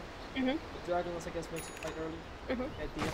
In this situation, I do think it should be a Mirana and a Physical Void, both going for the Fusel Blade. How strong it is against Wraith and Invoker. Yeah. But he does have a lot of mana problems in the early game, especially before he gets his axe. He can really abuse that by just going for multiple Fusel Blades, but I don't think it's gonna happen. What do you think about like some kind of a Mirana build, which was popular by, like in China, and now it was picked up by the Smile on the FPL with the Lincoln Sphere and Hood of Defiance, for example? Will it be a pickup in Mirana this time? Yeah. Yeah, the utility Mirana does not seem to be that good this time, especially going for Dragonlance. It doesn't seem to be. You want to have some sort of core in the mid lane, not just the Void. As you mentioned earlier, Void is not just damage, you need something to combine with. Mirana and Ancient Apparition will be that combination. I guess Supernova as well. You need something more, something big in the mid lane. Especially now how Mirana doesn't... I don't know, you don't benefit that much from Link in this game. There are a couple stuns you'll stop, but there's no lasso. At least it's some kind of a regen. He's also scouting out with an arrow. Well, arrow and Rubik. It's always great. And the thing is, for Thompson, I guess that he's going for some kind of a right-clickish build. They kind of need the damage to pair up with the Ancient Apparition, and they got this kind of a courtesy. They got a setup. They got a Chronosphere by Faceless Void, and he actually may die here. Oh, they commit so much to finish him off. Sunstrike and the Echo Slam, and Illidan is dead for 30. But there is an Invis Night Stalker in the mid lane. But yeah. There's nobody to hang with, there's nothing to do. They're kind of stuck. I mean, have you seen the impact of the Night Stalker? This game is He's done absolutely nothing. Look at this impact, and here comes the Killermans. That's the impact. Yeah, I mean, see? I guess you get a kill streak for Thompson, which is good, but I don't think that's something that's much there. I think it's really just Thompson. Yeah. That's the problem. I guess they got some kind of a idea in their minds, and they're actually warding now. They should be a little bit more aggressive. Well, actually, they go for the Earthshaker. There is an Ice Blast available, but most likely last hero should be fine. Here comes the Ice Blast. SFTe is proving us wrong. I am useful, he says, and runs away. Here comes an arrow right in his face. Sunstrike, I don't think it will be enough damage. We'll be lifting him up high in the sky. Moonlight Shadow, which instantly saves the Night Stalker. Meanwhile, on the bottom, there was a little bit of a trade and the courier from side. Dial was lost. On top of a network right now, Mirana. Invoker is a little bit behind, and it feels like SFTe, even though they don't have that much kills, they were succeeding in farm. But the problem is that all their farm is concentrated on Mirana right now. Mostly their supports are pretty poor, and the same sad situation for the offlaner. I wonder how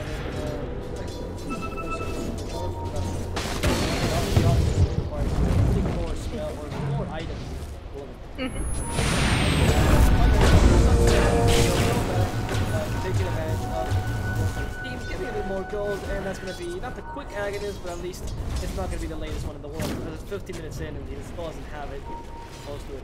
So they're playing a pretty low GPM game here. Nobody really surpassing the 500 mark. It makes sense with the linking and a Faceless Void on the upper side. But you do have two Midases here that might cancel.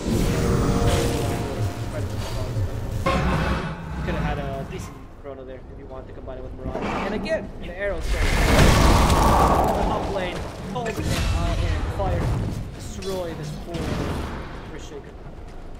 That's actually pretty interesting that the Phoenix, he is waiting for his End of Midas. He is that to play much more carefully, and Earthshake is kind of desperate about getting his Blink Dagger. The thing about Nikwe is that he always got his Icarus dive. Worst case scenario, he will try to dive away unless there are like a million people on chasing his tail. Sooner or later, he will get his Hand of Midas, he will recover, and Earthshaker, Blink Dagger is kind of an expensive item. You can get the Midas from basically 2 parts, so it's not that hard. You get one streak or participate in one fight and you probably got it. For Earthshaker, who is pretty vulnerable in the lane, farm is much harder. This is Liquidamancer getting rid of the Observer Ward on their side of the map.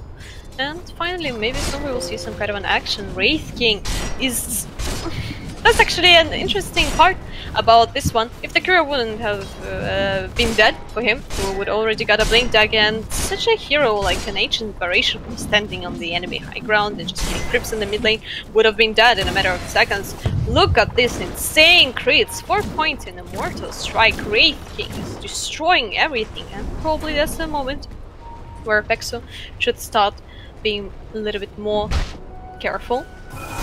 Yet two people in the mid lane, 2 people on the top lane, double Midas from side of an SFTe. Let's see if this Ancient Apparition can finally recover and get business. Yeah, it will be a pretty problematic game, I think. That as an Ancient Apparition, like, what will we see? Most likely some kind of a utility, AA with the Force Staff, Glimmers, and these kind of things. I'm not a big fan of the Aghanim. Yeah. I think preferably. We also see on the ground again, and the boys as well. So it's going to be double division. It's going to be the broken Rake having a really hard time against these heroes. Even if the Rake can go close for the Radiance. What do you think of this Radiance build? It improves his farming a bit. They actually gave up on the Blink Dagger, and there's a rotation from Faceless Void. They got both the Chrono and Supernova. They found Nico. They find the Earthshaker, Sunstrike will hit the Void, and the Ice Blast as well, so that means the Ice Blast hit last hero, finishing him off, and I think after the Void wants to find one of his three, he has the best of options, he will go down as well. It's gonna be a 2 for 2, but it's gonna be Void, and a hookshot from the Clockwork, he wants to go for more, finds SDST, pushes the back of the clock, and SDST is forced to fly over, and using his darkness as well. He's gonna make it out of life, but just barely, as in the mid lane, Vivo's trying to find Thompson. He knows he can, especially with the reincarnation still available. They have a vision now over the area, but there's no Mirana to be seen. Vivo will just take the tower instead. He'll back up with a Mordigans, or sorry, with Wayfire Aura. They get to die even if this Mirana will not be able to take the tower down. Losing a lot of gold regardless, so bad, might even find him. Like these push back. They have a second stun. The lead not available. Oh yeah, the lead by the moving is Sunstrike will hit Thompson. Echo Slam, and Thompson will be kept in place for long enough to die. Actually, they are playing pretty amazing right now, and even though it's like, this Radiance may not be the case for the Wraith game, but hey, he's getting it super fast, 501! Didn't use a single reincarnation, and Wraith King is a pretty huge threat right now. They got rid of a Mirana pretty fast, even though they had to commit quite a lot. 4-man rotation plus Echo Slam, but Mirana is the scariest one of them all right now. Preventing him from farming is a great decision. He didn't pick up his Diffusal Blade yet, and he is stuck in the tavern for 13 more seconds. They're losing the tier 1 in the bottom, and that's the last tier 1 for SFT, and now their place to farm is getting smaller and smaller, and that's the problem. Like you say, there's less spaces for SFT to recover from. I mean, they're not particularly users of stacks, but they still do need some jungle space, especially with heroes like Toronto Void, who needed those items to start becoming relevant and being able to run away from these engagements. And a Phoenix has been kind of left alone, unable to really do much. I don't even know what his hopes are to recover. This guy usually requires a bit more gold than just the -1 as the game progresses. He does like to get items. He won't be fine because he's taking away his Shaker himself at least has core item relevant, and the Radiance finally on Mist. Yeah, soon we will see it paired up with the Blink Dagger, maybe, something like that. Even the mid-plate mile, or you would go for something more rough. Wraith. Question is, what is this? And here comes the setup with Thompson. He's getting away, and done. Almost showing himself on the top lane, going for a tier 1 on top. Midas Gaming, actually. Ancient Operation will also get his hand of Midas one day. 3 Midases from side of a SFT. Question is, will they survive this with this Midases to the late game? Invoker already completed his Aghanim Scepter, not that much gold till the Boots of Travel, and this Wraith King is just scary. He's one machine, and then Ancient Operation, Pexo was a little bit too greedy and lost his life. 7 to 12. 3k gold advantage from side of the Brestomans. I don't know, they saw, oh, they know they have no dust, sadly, so it's not Readiness choice not to get dust. And Thompson at least has finished up the Diffusal Blade, so has the Void. He's let me fight together with the Ancient Apparition once he's back up. Ice Blast, Chrono, whatever the Mirana can do. Honestly, this game, I think the Aghanim Mirana would have also not been that bad, considering the fact that you deal so much damage. But I guess they're just going for any Chrono that can bust it. Okay, I was not expecting this kind of damage, though. Not by a little bit. It's too worth it. In all honesty, I think they can do it with damage. Yeah, that's true. But it feels like SFT are taking any chance they can get to get at least a little bit of a more gold, because, well, they're being pressured quite a lot right now. But now, no Chronosphere means no fight for them, and here comes the Echo Slam on the top. Somebody is losing his life. Eye for an eye. Makes the world blind, probably. But hey, it also gives the ages to the Brestomans. without Chronosphere, with no Ice Blast, and it's more importantly, no main damage dealer as it runs. There's no chance for SFTe to fight with this Roach. The Ice Blast. My one is still committed, is at least trying to steal from me with Nicholas Zicker this time. They're coming back though. Ancient Apparition. The Ice Blast is a bit of vision. Nico goes in a bit early. Now using the Supernova upon Timos. Ooh, he is slowed down to oblivion. That Supernova will not complete enough damage to destroy it. And the Aegis will actually go to Valentino. They find nice fucking telepiece him away. STSD is forced to fly. The Sands does not come in time. A stolen crippling fear that could have been really turned. This Night Stalker try to go for more, but the Ancient Apparition die here. Yep, stuck to the floor. Sunstrike hits. Pexu will be blinded down. However, they do get the Ancient or the Wraith King's reincarnation at the very least, triggering that thing. I think it's not that big of a deal. Sadly, I'm afraid that Palantinus with Aegis of Immortal is not really afraid of anything, because by the time they will actually get to fight once again, Reincarnation will be out of cooldown. And I'm not sure if SFTe really wants to fight without the Supernova. No? That's kind of not the thing, I'm afraid. Of course they get a lot of damage with the Fire Spirits and Sunray, that's pretty important. Soon they will get a Lotus open to Shiva's God, but hey, that's just a perspective, and right now their real problem is Valentinus, who is hitting like a truck with alacrity, super fast and super hard. Comes a Tornado, getting only a single creep who is flying high in the sky, and here comes a solo kill by the Earthshaker. The balance is sternly tipping in favor of because TBM now, the 6-game lead now. They can start taking this tower down in the top lane. I don't know if they're going to be able to though in time. I'll have to see that. Yes, one of the Aegis, he's pretty confident about this whole incursion. Just see a TP, yeah. Phoenix is wasting his TP. Not gonna take the tier 3, I'm gonna end up backing out. Okay, not the worst choice, I think. You could have gone for more, but why? What's the point? You don't have any ultimates anymore to commit this, except for the Shakers. Oh, this annoying Satire creep with the Wraith King. But yet, hey, look at this. Creeps are winning.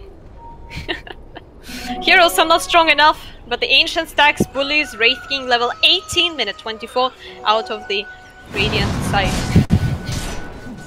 Interesting choice by a Wraith King though. He's going for Shiva's God. Mostly we see something like Salt Kiraz, but there is no way you will escape from the Wraith King now. As soon as he will get it, Ancient Apparition stands no chance. Probably same goes for the Phoenix. And there is a smoke behind Palantimus. And who is the target? And the target is Illidan. He feels the burn on his face and it's time to back off in order to see him. We're still trying to go for him. I mean, look at Rubik go with Replication Telekinesis. Finds Illidan. He's Sunstrike and Illidan is dead.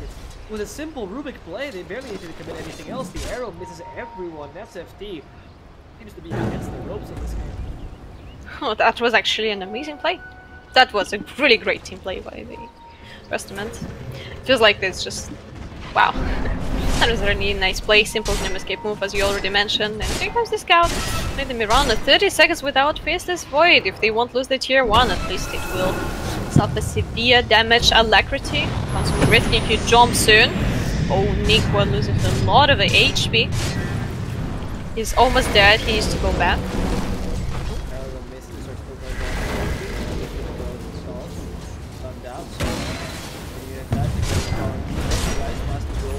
Oh no, misses everyone. Okay, this might be time to fight. Last hero still has the Echo Slam. Anyway, Darkness is about to be expired. Only 20 more seconds.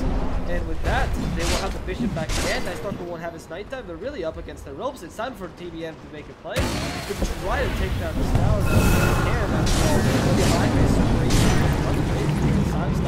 He's gonna miss a couple of attacks. That Sunray is a lethal towards the Wraith. He's done the reincarnation. It's going to lose too much or too early.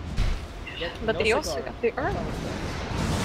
Yeah, Notorious dead most likely. They also got an urn, and what's more important for me is it seems they finally hit the level 18 on Wraith King. It means only 40 seconds cooldown on the reincarnation. It means like long fight. Plenty of Wraith King, and he drops soon and demolishes Faceless Void. The curse time starts to burn him, Sunray as well, and they got it all prepared. The EMP to zone them out. be hookshot, so he can't arrow anything, kill him, and preventing them perfect escape. But he might die as a result. This poor Colossus sacrificing himself for the greater good. One last arrow comes out, will not find anyone, just barely out of range. And it's gonna be SFT only taking 1 kill. And defending the rack, but I think that's not what they wanted anyway. They wanted to take the first now with the tier 3 done. Yeah, I actually think it's not a big deal for the Brestomans, in my opinion. They didn't lose ages, reincarnation. It's like literally 40 seconds. It's nothing. Anyway. Yeah, just now, yep, and maybe a kill they're going for Soku, but STST is obviously not enough. Invoker should consider retreat. Here, he got a Yule Scepter. Interesting choice. But he keeps on going. He may die here. Creed, or being wise, he prefers to be wise and retreats. Great choice for the Yule Scepter. Invoker Silence and cold feet. Just fantastic to stop both those spells. It stops time dilation as well, which can be very annoying to the Invoker. So, in general, all the things that are annoying to easily dispel the Yule Scepter, I think it's a great idea. I would actually like to see Lotus Sword as well on someone else. You know, the thing is, it's a maxed out exalt. He's playing against Faceless Void, who got literally almost nothing except for now. He finally completed the BKB. Before that, it was such an easy kill.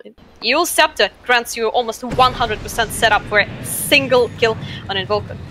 Yeah, you just run around to the invis, destroy everyone. Right, I mean, theoretically, yes. If you can get the post that fast enough in the meteor and everything, but against this. It's just like blast, blast, Sunstruck, meteor. Exactly, but you can't do that anymore. It's Void can time walk. Void can time walk in the middle of the blast. That's done. It's not simple setup kill anymore. You have to use a wall snap first. Void can dispel it with the. Well, he should. Well, maybe could have dispelled it if he bought a one spell. He could have walked away sometimes, depending on how he does it. I really do think this is more of a. So there are plenty of other heroes. Yeah, there is a pretty aggressive TP by Rubik. Oh, he suffers for that.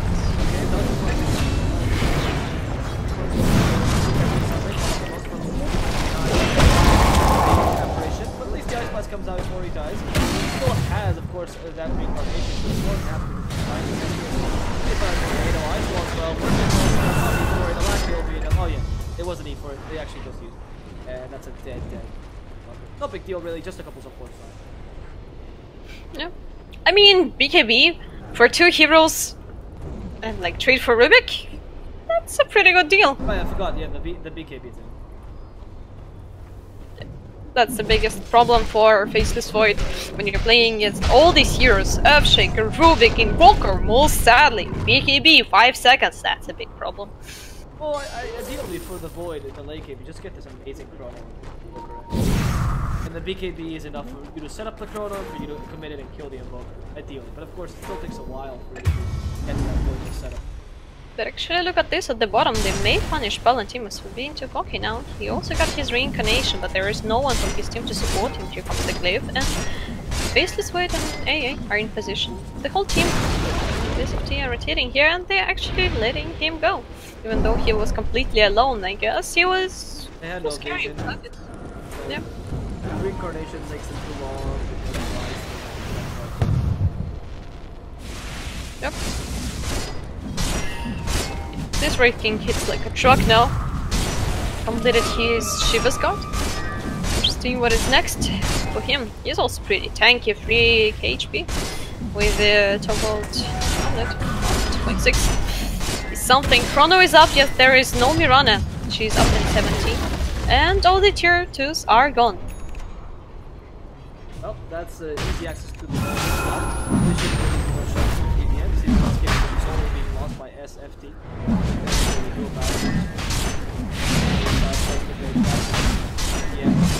Wait for SFT now.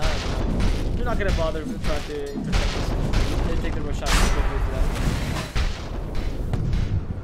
Yep.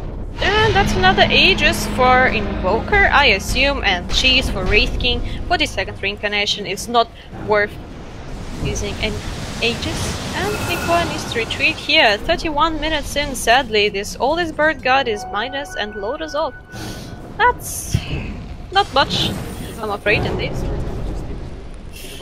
Yeah. I mean, I guess it's a low GPM game for his team considering. You get a 360, I think that's okay for Nico. It's actually pretty sad. He's a cheap fencer. The thing is that they are playing with the Night Stalker, and just theoretically they should get a vision advantage. Yeah, they shouldn't get trapped in their own base. When you're playing with the Night Stalker, you got the information about everything around the map, and the enemy is suffering from the... Everything around the map, you need the items to target area vision. I see. Yeah. And the darkness is a very powerful tool, but not if you're losing by this much, because if they find you in a bad situation, I think you might even lose, regardless. And there is a day... That's a very... oh, jumps away. That was such an attempt. One unconfident shot by Thompson, and Wraithking just blinks away like nothing happened. He didn't even notice. And our next choice, Octa-Core. Wow. Wow. That's going to be a pretty annoying of the Wraithking. It feels like it's not even of the main carry anymore. It's just like I will annoy and tank everything, and my Invoker will just deal an insane amount of damage. But a very low cooldown. They're gonna only have to deal with Wraithking. I'm assuming he's gonna go for 25 reincarnation cast for Fire Blast. Yeah. Oh no. Not down too long. He's dead. Goodbye. Okay, take away Wraithking spot in time. Don't have reincarnation. Can they stop him the second time? There's a Chrono available. Wraithking might strike twice this time as they stun him out, keep him in place, and destroy him. And now they just want to more. A great steal by the Rubik, but it's only going to stop a Night Stalker for now as the boy can go for the Nico going in. And there's the Supernova. Trying to deal damage to everyone. A silence the first share. Can't fight this either. They're going to kill two in time. They want to go for more. Sohi is the objective right now, together with a Clockwork. Everyone running towards them. The Sunray just to give them a bit more vision. Where's the arrow coming out? 3 more seconds till it can reach them. And the Ice Force is just catching the Clockwork instead.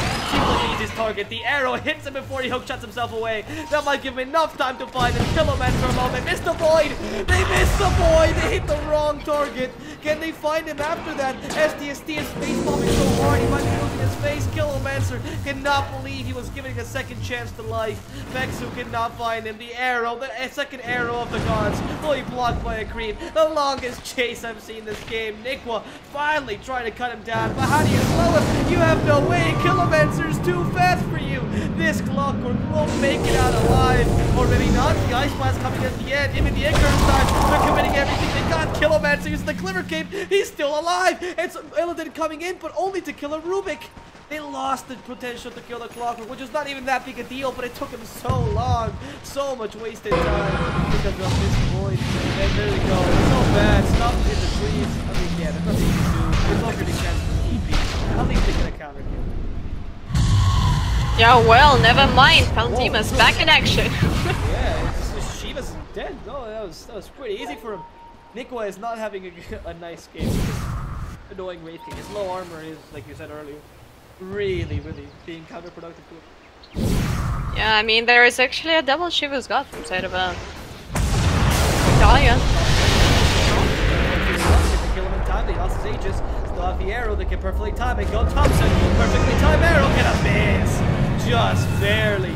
He did not know the exact speed or calculation. Mana played only by one so lucky. He lost the Chrono. Actually just lost the mana for it. Paul and Demo's pushing away. In the top limit, Necrosun finds a Night Stalker, but he's invisible, so they can't kill him quite yet. Last hero being hit by the cold feet. The Ice Blast as well. It's not going to be enough damage. Everyone's rotating, and Wraithking finally joins the fray to start hitting those towers. An Ancient Apparition will do. Wraith Fire Blast to stop him. Radiance will kill him off, and he takes the kill on the Rax in addition to the Ancient Apparition. Thompson goes in, wants to kill last hero. His comrade, the Starstorm, will do the trick, but of course he will not be so lucky in surviving. TBM managed to punish that very cheeky play and to go for more. Trying to go for the mid lane now. So he was on Timo, so deal a lot of damage, especially with Alacrity. You're still fighting against a Void that has the Chrono, but how do you defend this? Mirana is dead, and she's not wanting to commit the buyback. It's just gonna be Brestomans pushing this slowly but steadily, eventually taking the tower to get required. The Chrono comes out, the Mirana buys back immediately from Timo.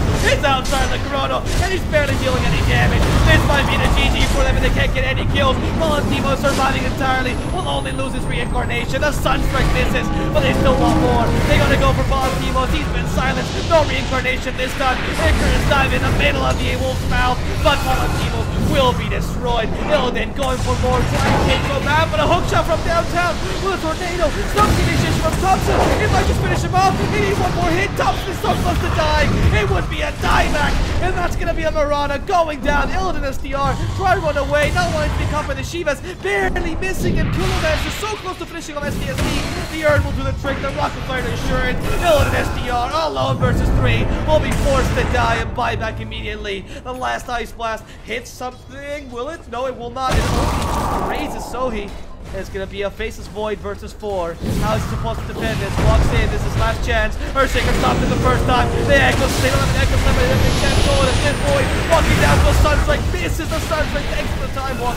Just in time, hitting him, you know, barely as he was moving away. And it's gonna be EDM taking another lane range of racks, and maybe they can take the bottom racks as well. After all, there's only a Void, and you have an Invoker still in your arsenal. An Invoker who has the Meteor available to him, who has the wombo combo that Dad talked about earlier, who can now take a tower easily with alacrity. Illidan walks in, but he defuser plays himself. The BKB, his last resort. They go into Sohi, and they will catch him with the Ice Blast. Finally the kill that we're looking for, but that's will only stop the push.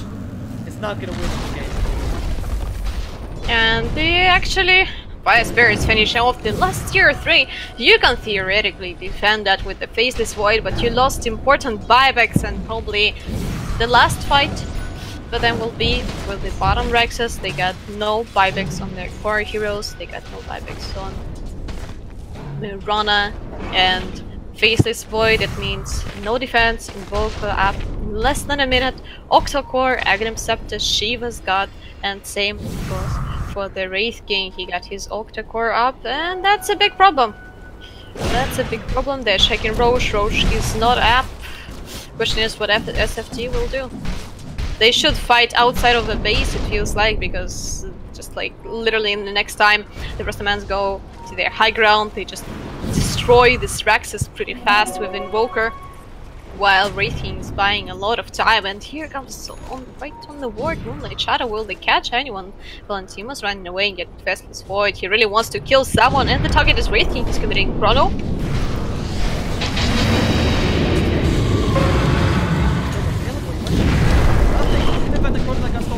They're still committing to this, but Wraith King still has full mana. He's gonna reincarnate Void. In fact, he's turned into a pig, and then they turn him into Ham. The hookshot misses everything.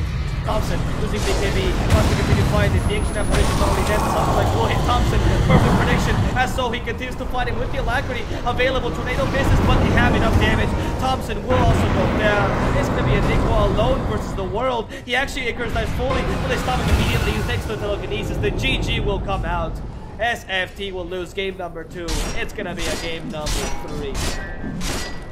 Yep, finally. Great big and pretty not common usage of the Wraith King, but hey, that worked out amazingly, and that's the time. I'm waiting for the last game. See what the last game presents us between SFT and the Brestomans. This, of course, has been Prodota Cup, sponsored by Experts, so do go check those guys out and use code BOUNTYX if you want a discount, or sorry, not a discount, and a €100 deposit for free to vote on your favorite Prodota Cup teams with the favorable odds and the best payouts. Of course, my name's been Swordfish here with Vate Dota. Do check out our Twitter if you enjoyed the game or the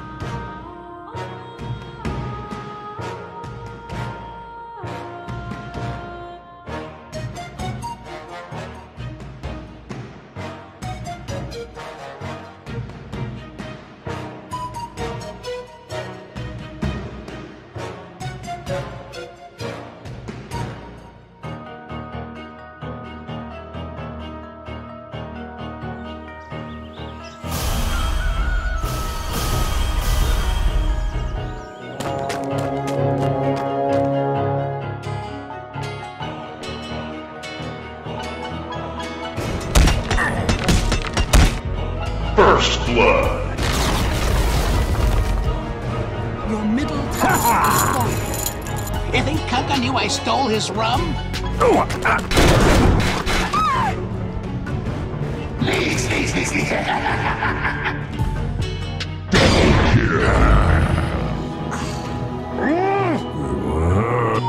watch my head! Hey, little buddy, it's in the bag! XBet, best odds for esport and live betting. Unique gaming lines for all esport disciplines including Dota and CSGO, casino and live dealers. Highest payouts, 100% bonus on your first deposit. Wanna become as rich as Alchemist in a few simple clicks? Start playing on XBet. Everything's better with Scepter. Oh, yeah! Radiant victory.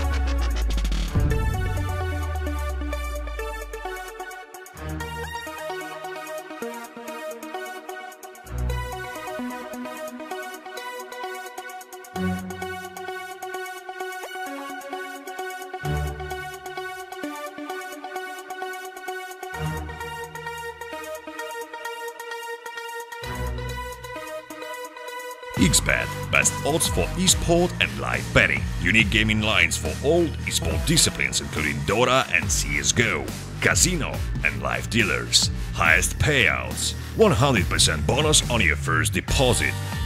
Wanna become as rich as Alchemist in a few simple clicks? Start playing on XBet.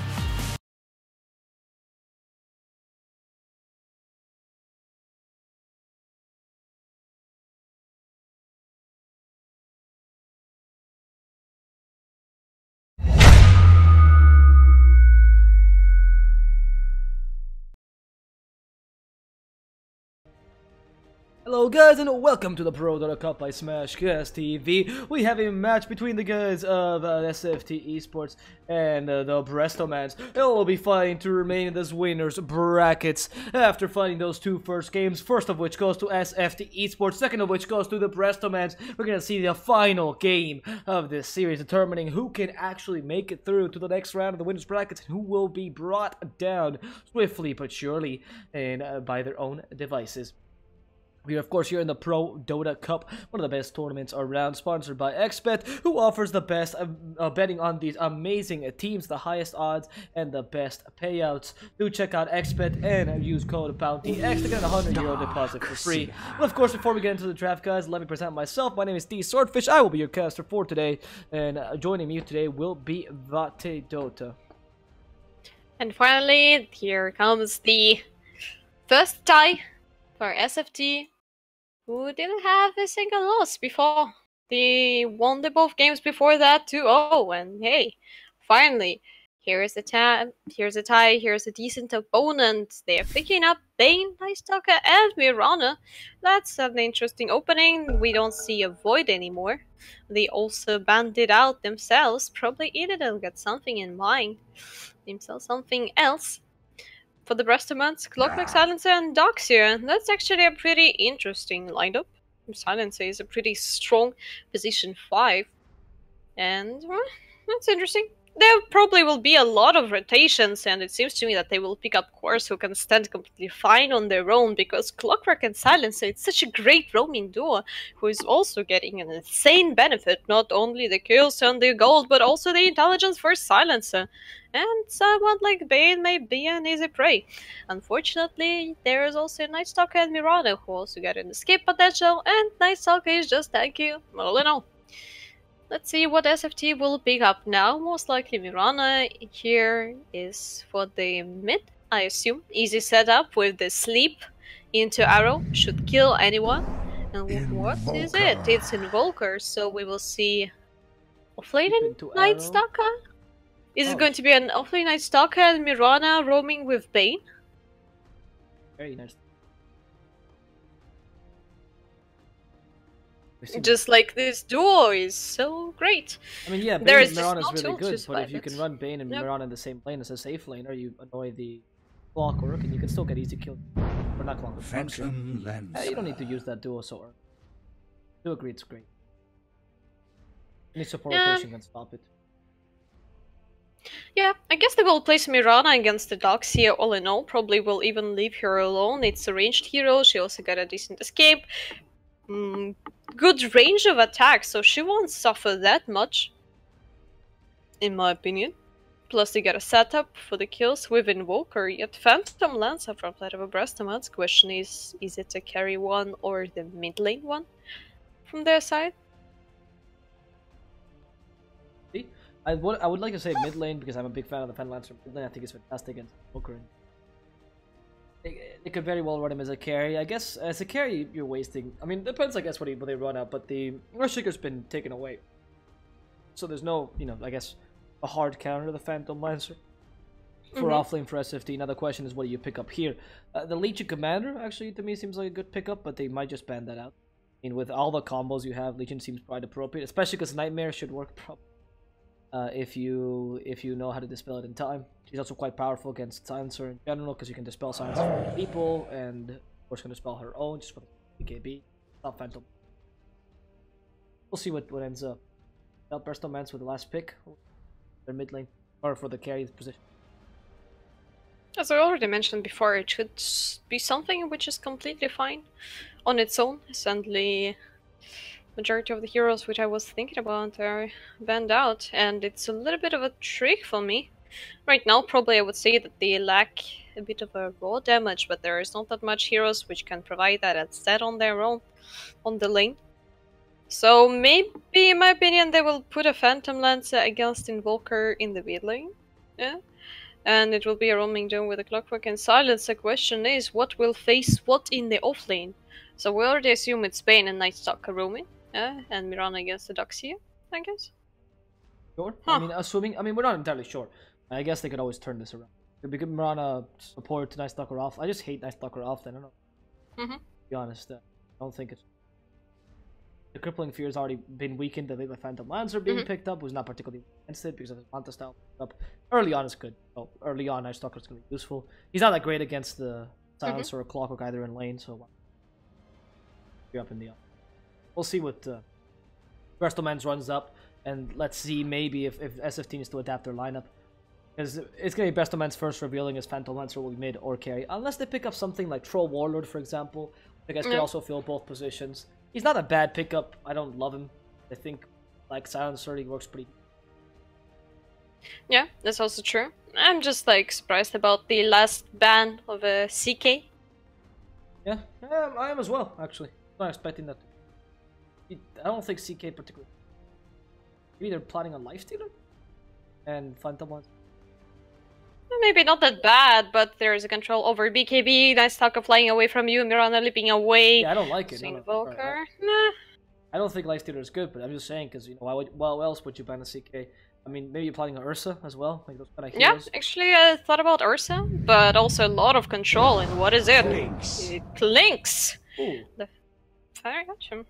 That's actually, that's actually an interesting pickup. So he can actually deal with a lot of, like, he can stand on the lane on his own, he harasses the opponent decently. They also may swap it around and put Phantom Lancer in the carry position and Clinks in the mid lane, but if it's going to be some kind of a rotations. It feels like Phantom Lancer got a more decent Anti-mage. escape mechanism, and here comes the anti-mage for the carry. So offlane Mirana it is, and carry Clinks. That's pretty interesting, in my opinion. Mirana offlane is pretty good, in my opinion. At least this hero got a very decent escape. She can jump away from the cogs, so there is not that much of a threat. If everything is completely awful, she can just rotate or farm jungle with arrows. That's pretty good. Well, Yeah. not pretty good. Okay, it's okay. Look, you can still farming jungle with arrows doesn't give you enough. Maybe Yeah, I maybe mean- an Aghanim Mirana in this case, just so you can farm it after a bad early. I don't think Aghanim's actually bad against. I think you should start with something like a force stuff, I guess. Maybe some kind of a fast tools to deal with silence. Maybe even we will see a couple of Solar Crests. At least maybe on Nightstock it will be a pickup. They need too much tools to deal with the Brestomans early on. The problem is that they got both Invoker and Anti-Mage, and this trio, Mirana, Bane, and Nightstalker, will have to create an insane amount of space in this game to allow Illidan to farm properly. May become a problem, especially with the kind of a very aggressive lineup from side of a Brestomans. I expect a lot of rotations by Clockwork and Silencer, and instantly 2 TPs and 2 wards. Clockwork also got Observer and the Sentry. Is going to be a casual one on the high ground or a little bit deeper in. And where is he going to place it? And here comes Classic Ward on the mid lane, gives a lot of vision. If there will be any kind of a moves from side of an SFT, the Phantom Lancer should be completely fine. And another one from the So Bad on a cliff gives a vision of the bounty rune and all the rotations from side of SFT.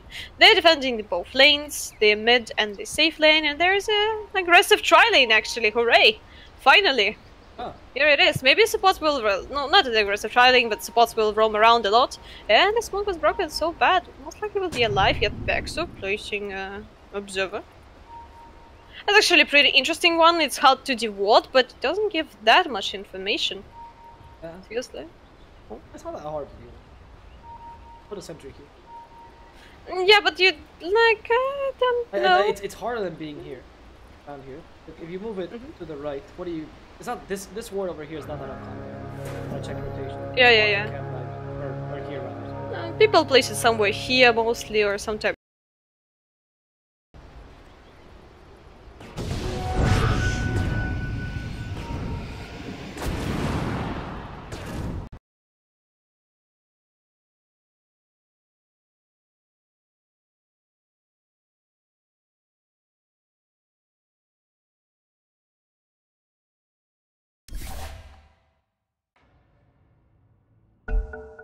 Right. Well.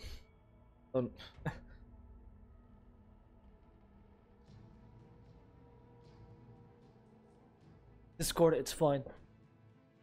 Coming back. Regardless, sorry, apologies for that weird break in the game.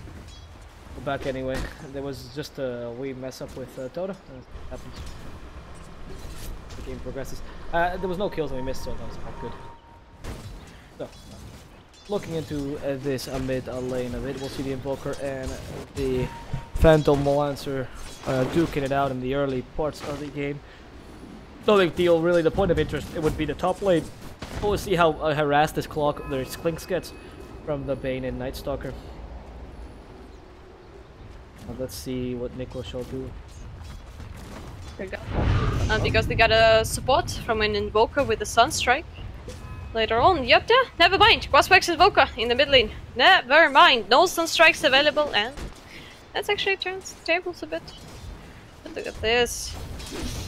Dire are scared. They're hiding in the woods. They're trapped under their own tower, and it feels like the tri-lane from side of the SFT is a little bit more superior now. Oh, so bad in the top lane together with Killerman, so we'll try to go on Pegsu. Wong has a nightmare to protect himself from Battery Assault and the slow from the Arcane Curse. Pegsu trying to go out of the tree, not so lucky. Nightmare still available. Oh, there's the stun, but not going to be good enough as they get the kill, the first blood actually, onto Pegsu. That's going to be first blood for So Bad. A bit of intelligence also going his way. Never bad for him. and try to delay this Bane from getting that super important brain sap to add some damage to the lane, which is very much needed right now. Yeah, in this room. Here it comes for STST. Hiding in the Roche pit. Not like he can rotate somewhere, maybe only mid. Phantom Lance is fairly low on the HP, yet he's being quite careful using up the self. Oh, being instantly cancelled by a Night Stalker. What a cocky move, but now life for Zoe is not that great anymore. And this position 1, position 4. ST being stunned out by a Killermancer, but most likely he will be fine. They're trading hits, dropping fairly low, yet Pexo is coming for the rescue. Killermancer needs to retreat. Oh, that they won't get any kill either way. I suppose in that situation you have a Night Stalker versus Clockwork. He got lucky with the battery assault, otherwise Night Stalker, or he got lucky with the fact that he has a battery assault, otherwise Night Stalker should be able to beat him in his body in general. So early on in daytime, you want to force Night Stalker to not have too many levels, so he doesn't go into level 3 ideally in nighttime, which is the perfect combination. But he's going to be able to gank this Phantom Lancer very soon, and if he doesn't get the crippling field before that, you stop his doppelganger from being effective, meaning that Cold Snap can be a real tool to stop Sohi from being a threat in general, because you won't be able to dispel with the doppelganger. But it's interesting that Thompson's decided to go for the Coswex Invoker, not something we see very often nowadays. But a bit better at controlling the game early, as in the bottom lane, last hero, holding SDR, fighting around, taking a Surgeon. That makes sense. Yeah, Illidan feels completely fine on the lane against the Doxy. He got 1 point in the spell shield, already a ring of health. There is no problem for him yet. In 10 seconds there will be a Knight and Klings getting an arrow in his face, running away, yet the sentry just in time grants a kill for SFT. Killermancer trapping Nico in the cogs. They keep on trading hits. Will Nico be able to escape this? He's leaving very last moment possible. Shrine up in 1 minute using Clarity. Due to having the sentry on the lane, Valentimos won't be a surprise for them. And another stolen bounty by Night Stalker. He's level 2, still no points in Crippling Fear, but probably with the next bounty he may rotate in the mid lane. Regen rune though. Maybe. I mean, we're gonna definitely see some rotation from Night Stalker going that way. That's the idea, at least to stop the Phantom Lancer. I guess he has level 3, but he just has to go top instead. Maybe trying to put more pressure onto this Klings, who only has 14 lacets. So I guess they are doing their job, putting a lot of pressure onto him. So bad cannot really keep anyone at bay with simple arcane curse. In fact, so bad I'd be the next target of aggression with Pexu. I don't stand free. Never mind. I had a tango. They can't get it. Also, the problem is for so bad that he's completely out of mana, so he can't answer for his aggression. Palantimos just in time, he's still hit by arrow. Oh. And Palantimos might. Oh, there's no dust up. That was that was pretty funny. In the mid lane, by the way, Sohi also being harassed by the Invoker. Still the Cold Snap and a Tornado. Cold Snap used for the Doppelganger Tornado. Whoa, it does hit exactly. Sohi has to use last second Fairy Fire. It's going to be Thompson who ends up going down. Sohi getting back up with that ring of Regen Rune. Oh, wow. That was fantastic Fairy Fire there. Barely dead. And they go. Palantimos as well in the top lane. They want to chase him. Sentry's available. The Dust not here. Actually, they do have it, but they don't want to commit to this. Even though the arrow was available on Nico, they were not confident in his sharpshooter skills. Yeah. Well, let's see. Oh, yeah. Like this problem about Klings, that look at this. He actually got so much regen, also protection, mango just in case. He will run out of mana. But hey, SFT shrined up. Now that's actually pretty nice when you're going this kind of an aggressive tri-lanes, because both supports from side of an easy lane, which you're pressuring, they kind of need to take a lot of time to go back to the full mana, so the offlaners, aggressive tri-lanes are kind of in its benefits in terms of having shrines. It gives like a small gap for you to gank the carry. Yeah, they're trapping Night Stalker, he tries to fly away. Clockwork, sleeping peacefully. No, most likely he will survive. Killermancer actually keep on chasing, yet ST is too fast using his self, and he is completely fine. And once again, almost out of mana on Klings. Keep on trading hits, and so bad may jump into his death. Last hit by a Night Stalker, and rest in peace, Silencer. Wow, That was a easy kill in the end for SFTe, who's going for more. Nightmare available, stunned out. The poor Bane can't get close to those cogs. Silencer comes back in.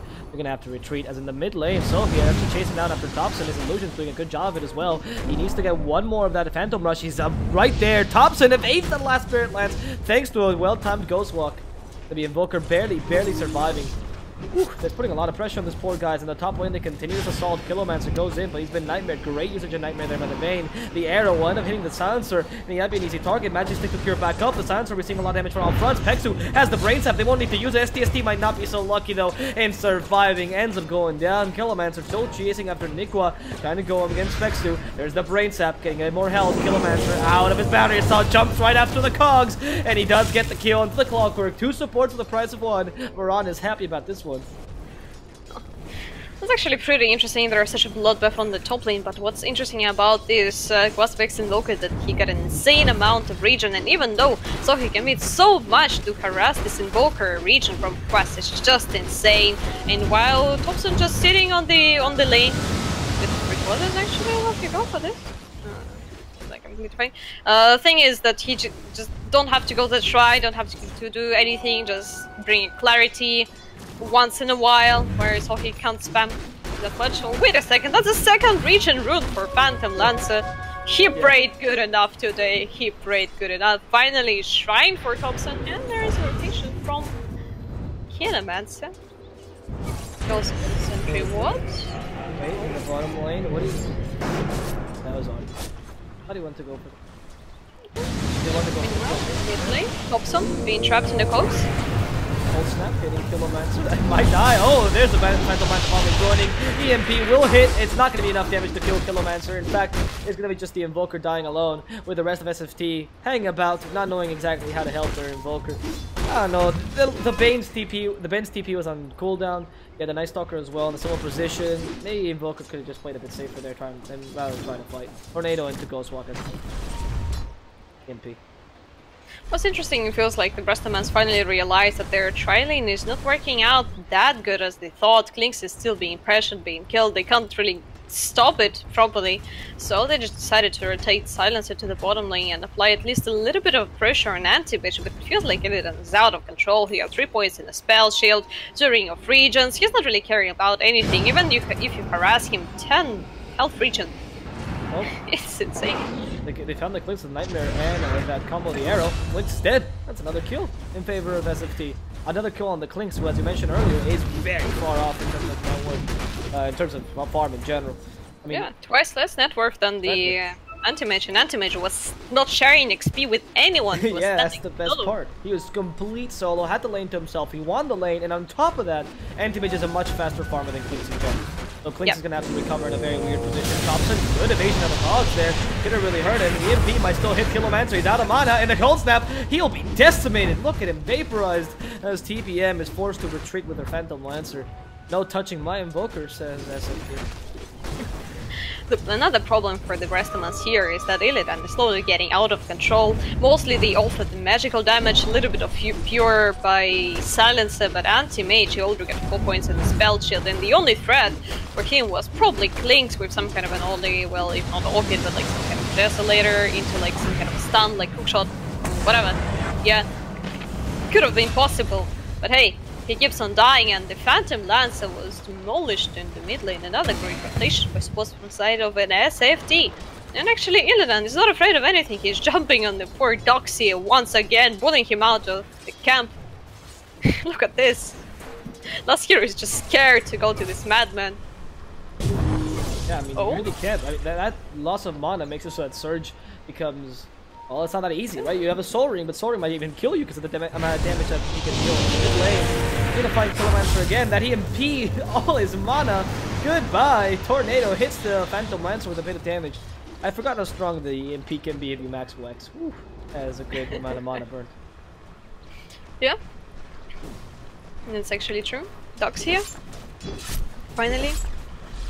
With the Arcanes, also Headdress.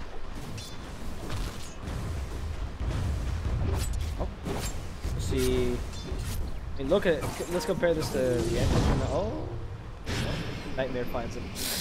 You see that Surge? It finally cost you dear. The silence as well. Okay, that was not the best. I think they could have killed him, honestly. They could have just waited the last second of Nightmare so that the Surge was still not on him. They miscalculated. That was very weird. I think that the problem which Brestomans were like trying to like abuse in their pick from side of an SFT is that they lack stunts, yeah, reliable lockdowns. The only one which is kind of reliable is a Fiend's Grip, but it's still channeling spell can be easily cancelled any moment because there is global. Yeah, combination arrow into like nightmare into arrow. Also not working every single time. As we saw on the top lane, it also creates some effects which you didn't expect at all. And finally, silence just in time, saving the life of Soho on the mid lane. Yeah, that's your only lockdown. Bam! Almost the same cooldown also. 30 seconds difference. What can you do about it? That's the problem. Yeah, it's true. You just can't. It's one of the best counter initiation tools out there, right? Like you can't play around it. In the early game, it completely takes away your mana. Later on, it starts becoming a bit weaker, but early on, it's fantastic. Do you think this Invoker's going to go for the typical Quas Wex build, or still going to go for the Midas and... oh, actually, as we say this, sorry, STST, buying the Clockwork, trying to stop. They don't have enough damage. Fiend's Grip's not available either. Palantimos, are they get a counter kill here? Or not even a counter kill, just a kill at this point. Palantimos, knowing the enemy team is around, a bit afraid to go against them, even though they don't have any mana. I mean, the super old build on Invoker back in the days, it was like, yeah, phase boost drums into like Orchid. It was Orn and Orchid. Orn. Yeah, these kind of things, and with the cold snap you just like demolish every single thing, and you can't really do anything about it. And well, meanwhile, Clockwork dropping so low into the jungle, running around to the 70 HP, and there's a Moonlight Shadow. He could have died for that, but hey, here comes the retreat, and whom they found? Oh, so bad! Silence and losing his life. Nico is dominating. Finally, Mirana running around 4-0-3, and the first item, Aghanim Scepter, additional source of damage. Oh, Phantom Lancer gets sniped by that arrow. Goodbye to the man. Silent stop. He can't get away, and he's gonna coke down. EMP stops Killomancer from continuing this. Doesn't really matter at this point. They just got the kill. Last hero comes in with a rage or a haste and a surge as well. Arrow will hit, but a bit too late. Sure, Night Stalker does go down. However, for a Phantom Lancer, I'd be more than happy to trade that. As Illidan, this whole time, just farming unopposed in the bottom lane, is going to be very close to getting that Battle Fury. I'm actually surprised it's only minute 15, honestly. I thought he was going to get a bit sooner, but... Actually, the thing is that the Brestomans like are so busy with like dealing with this annoying Mirana and Night Stalker. It's just insane. And now they will have even more problems. And what I really love that when I looked at the pick first, I was really confused because Invokers, he still needs to get his Aghanim Scepter if you're going like for Exorbill and all the other kinds of things. But hey, good old Quasvex Invoker who offers you an insane amount of control, which is also a big problem for the SFT. Gets online quite fast, gets cheap items fairly early into the game. Why not? Maybe good, but hey, he may pay with his life. Can going on him? Starts onto the Invoker when the poor man be vacuumed away. He might not be so lucky to get away. Actually, Ghost Shroud. Oh, survives. Counter initiation. Here they go. Nightmare onto the first man. Fiend's Grip onto the second. Darkster can't run away from this. So bad. Trying to TP, but they can stop him. Too many stuns. They're both gonna go down. That's gonna be a good counter initiation without an Invoker even dying there. Actually, Thompson will decide to go for the Force Staff. Not a common Invoker at all. But good mobility regardless. Yeah, I mean, you need some kind of a saving tool from the Clockwork. Yeah, that's almost a must-have. Oh, no, wait, there's some Shadow, there is a Tornado, you have the Soho panicking, running away, just saving himself just in case, and this Moonlight Shadow was not for you. Phantom Lancer, the target is Valentinos on the top lane, who finally got a second of rest. He also got a vision in the jungle. There's Observer Ward, so most likely he sees that they're coming for him, and he got a TP, uses Invis, and standing in the trees waiting to see his enemies. There is no Fierce Grip available. He sees Mirana. His Skeleton won't get plenty. Oh no! Never mind. that Clinks. Last Oh, hero. they saved him with the arrow. Fantastic. Darkseer Clinks might just go down anyway. No, he's been healed by the mechanism. It's time to come back. Pexu dealing dealt a lot of damage, but nobody's dead yet. Now finally the EMP that goes up as well. Palentinos will go down. They got enough damage. Thompson though hit by the last word. They're chasing him away. STST now being followed by a Phantom Lancer with an angry look on his face, and STST will have to fly away. Batman is immortal today as they ensure that they get only a kill for a kill. A very long extended team fight. Nico still hiding in the trees and praying to God they won't be found as a shrine gets used up by SFT. Oh, these scan actually just right on the edge. Just don't move, Nico. Just don't move. Don't leave anywhere. No mana at all on anyone. Thompson keep on chasing. Here comes the Nightmare. Yeah, most likely they won't be able to turn. They're all out of mana. There is no Knight available yet. Kelematsu probably overcommitted this a little bit. Fiend's Grief committed on a Phantom Lancer. Nico, get out of his bushes and deals a lot of damage. Yet Aghanim Scepter is still not up. Valentina's getting a kill almost on a Thompson. Kelematsu loses his life, having for Invoker at least. Pexu, one-man army. That's not your side of the map, Pexu. That's the wrong neighborhood, and they keep on chasing him. Soho with the Ion Shell actually almost lost his life.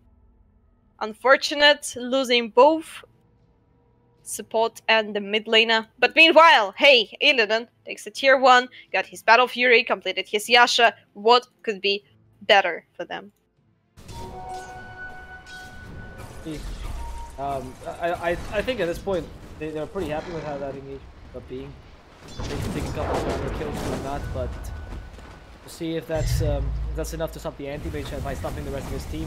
This Battle Fury and Yasha still doesn't need enough damage, he still needs that monster style to finish up. Yeah.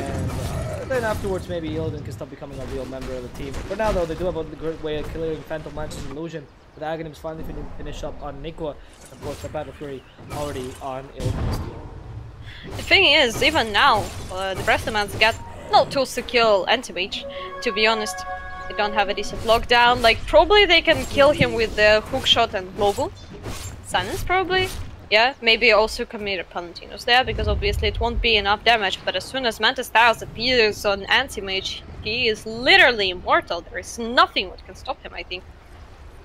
Clinks won't be that unstoppable machine anytime soon. He finishes his Desolator, right, but I don't think that the damage will be enough. Anti-Mage is farming much faster. Clinks is only level 13.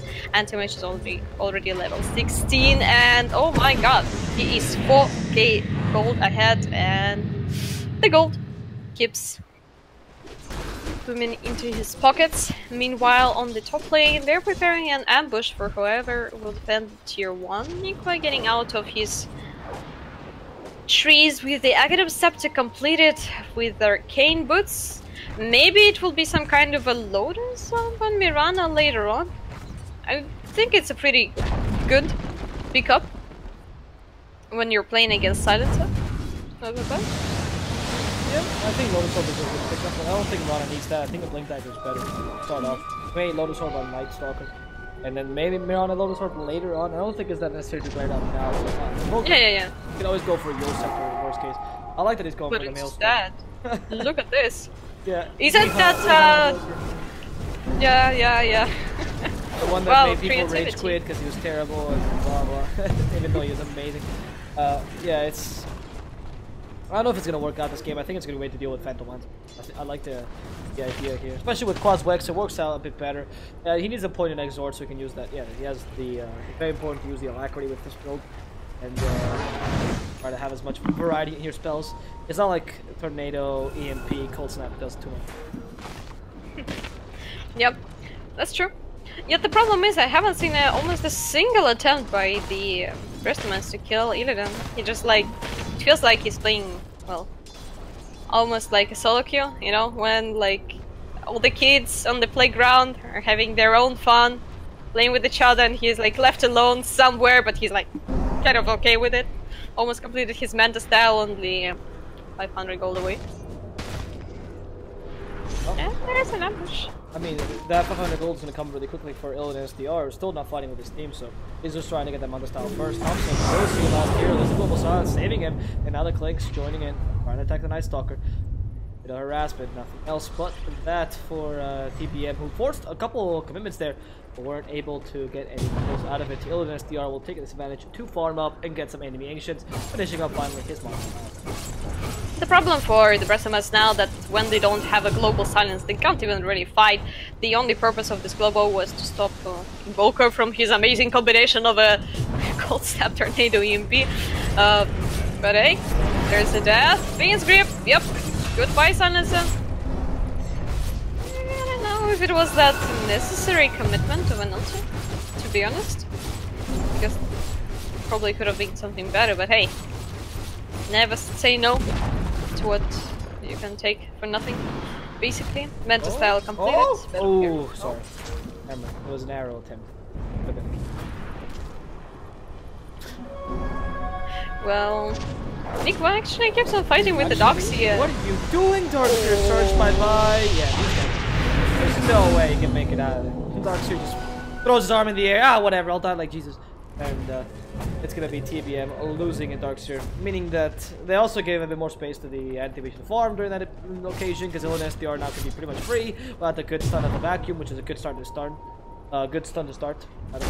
And the Manta style is finally up on this guy, and also 1600 gold, which he just farmed in 2 minutes. So great stuff, anti-mage. It's gonna be really hard to deal with him now. Yeah. That's true. He's almost unkillable now, that's the problem, and his team keeps on pressuring the top lane, yet Volantitus is going for a kill, even though he got the Desolator, he's been caught in Tornado. Will it be a perfect timing? Unfortunately not. But Nikwa, it's a Mirana with only Aghanim Scepter, and this Clinks with the Death Pact and Desolators, is literally tickling the position 3. What can you say about the Illidan, who is running around with level 19 Manta, Battle Fury, and Toki Gold on top?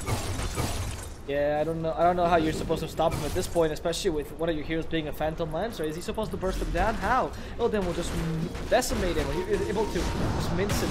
And now we're gonna see the Fiend Script. Oh, Bane was waiting for this. Now the global silence forced out just by a simple Fiend Script. Bane did his job. He's gonna TP away.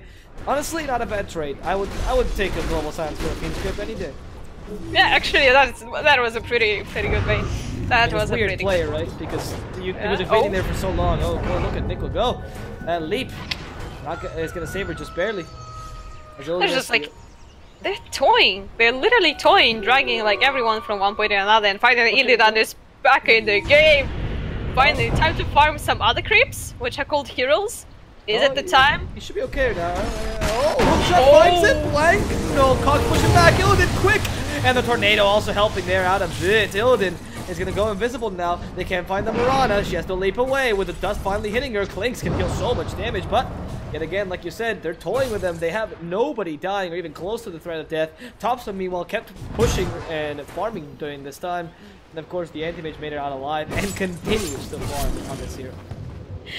It feels like, you know, his team just offered like, Illidan, you can join us in the fights. It's kind of fun. You can farm not only creeps, but also heroes. It's more profitable, and he's like joined, almost died, and he's like, nah, it's not that fun. I'm sorry guys, but I will keep on. And now he's back to farming creeps. Well, he needs one more slot though. That was pretty scary what happened to him with the hookshot and the Desolator, to be honest.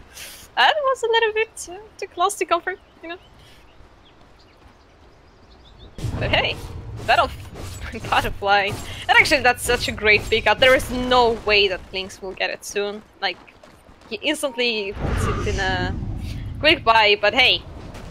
Clinks with a Desolator and MKB. And the only item for any kind of a stats is Power Threats. Yeah.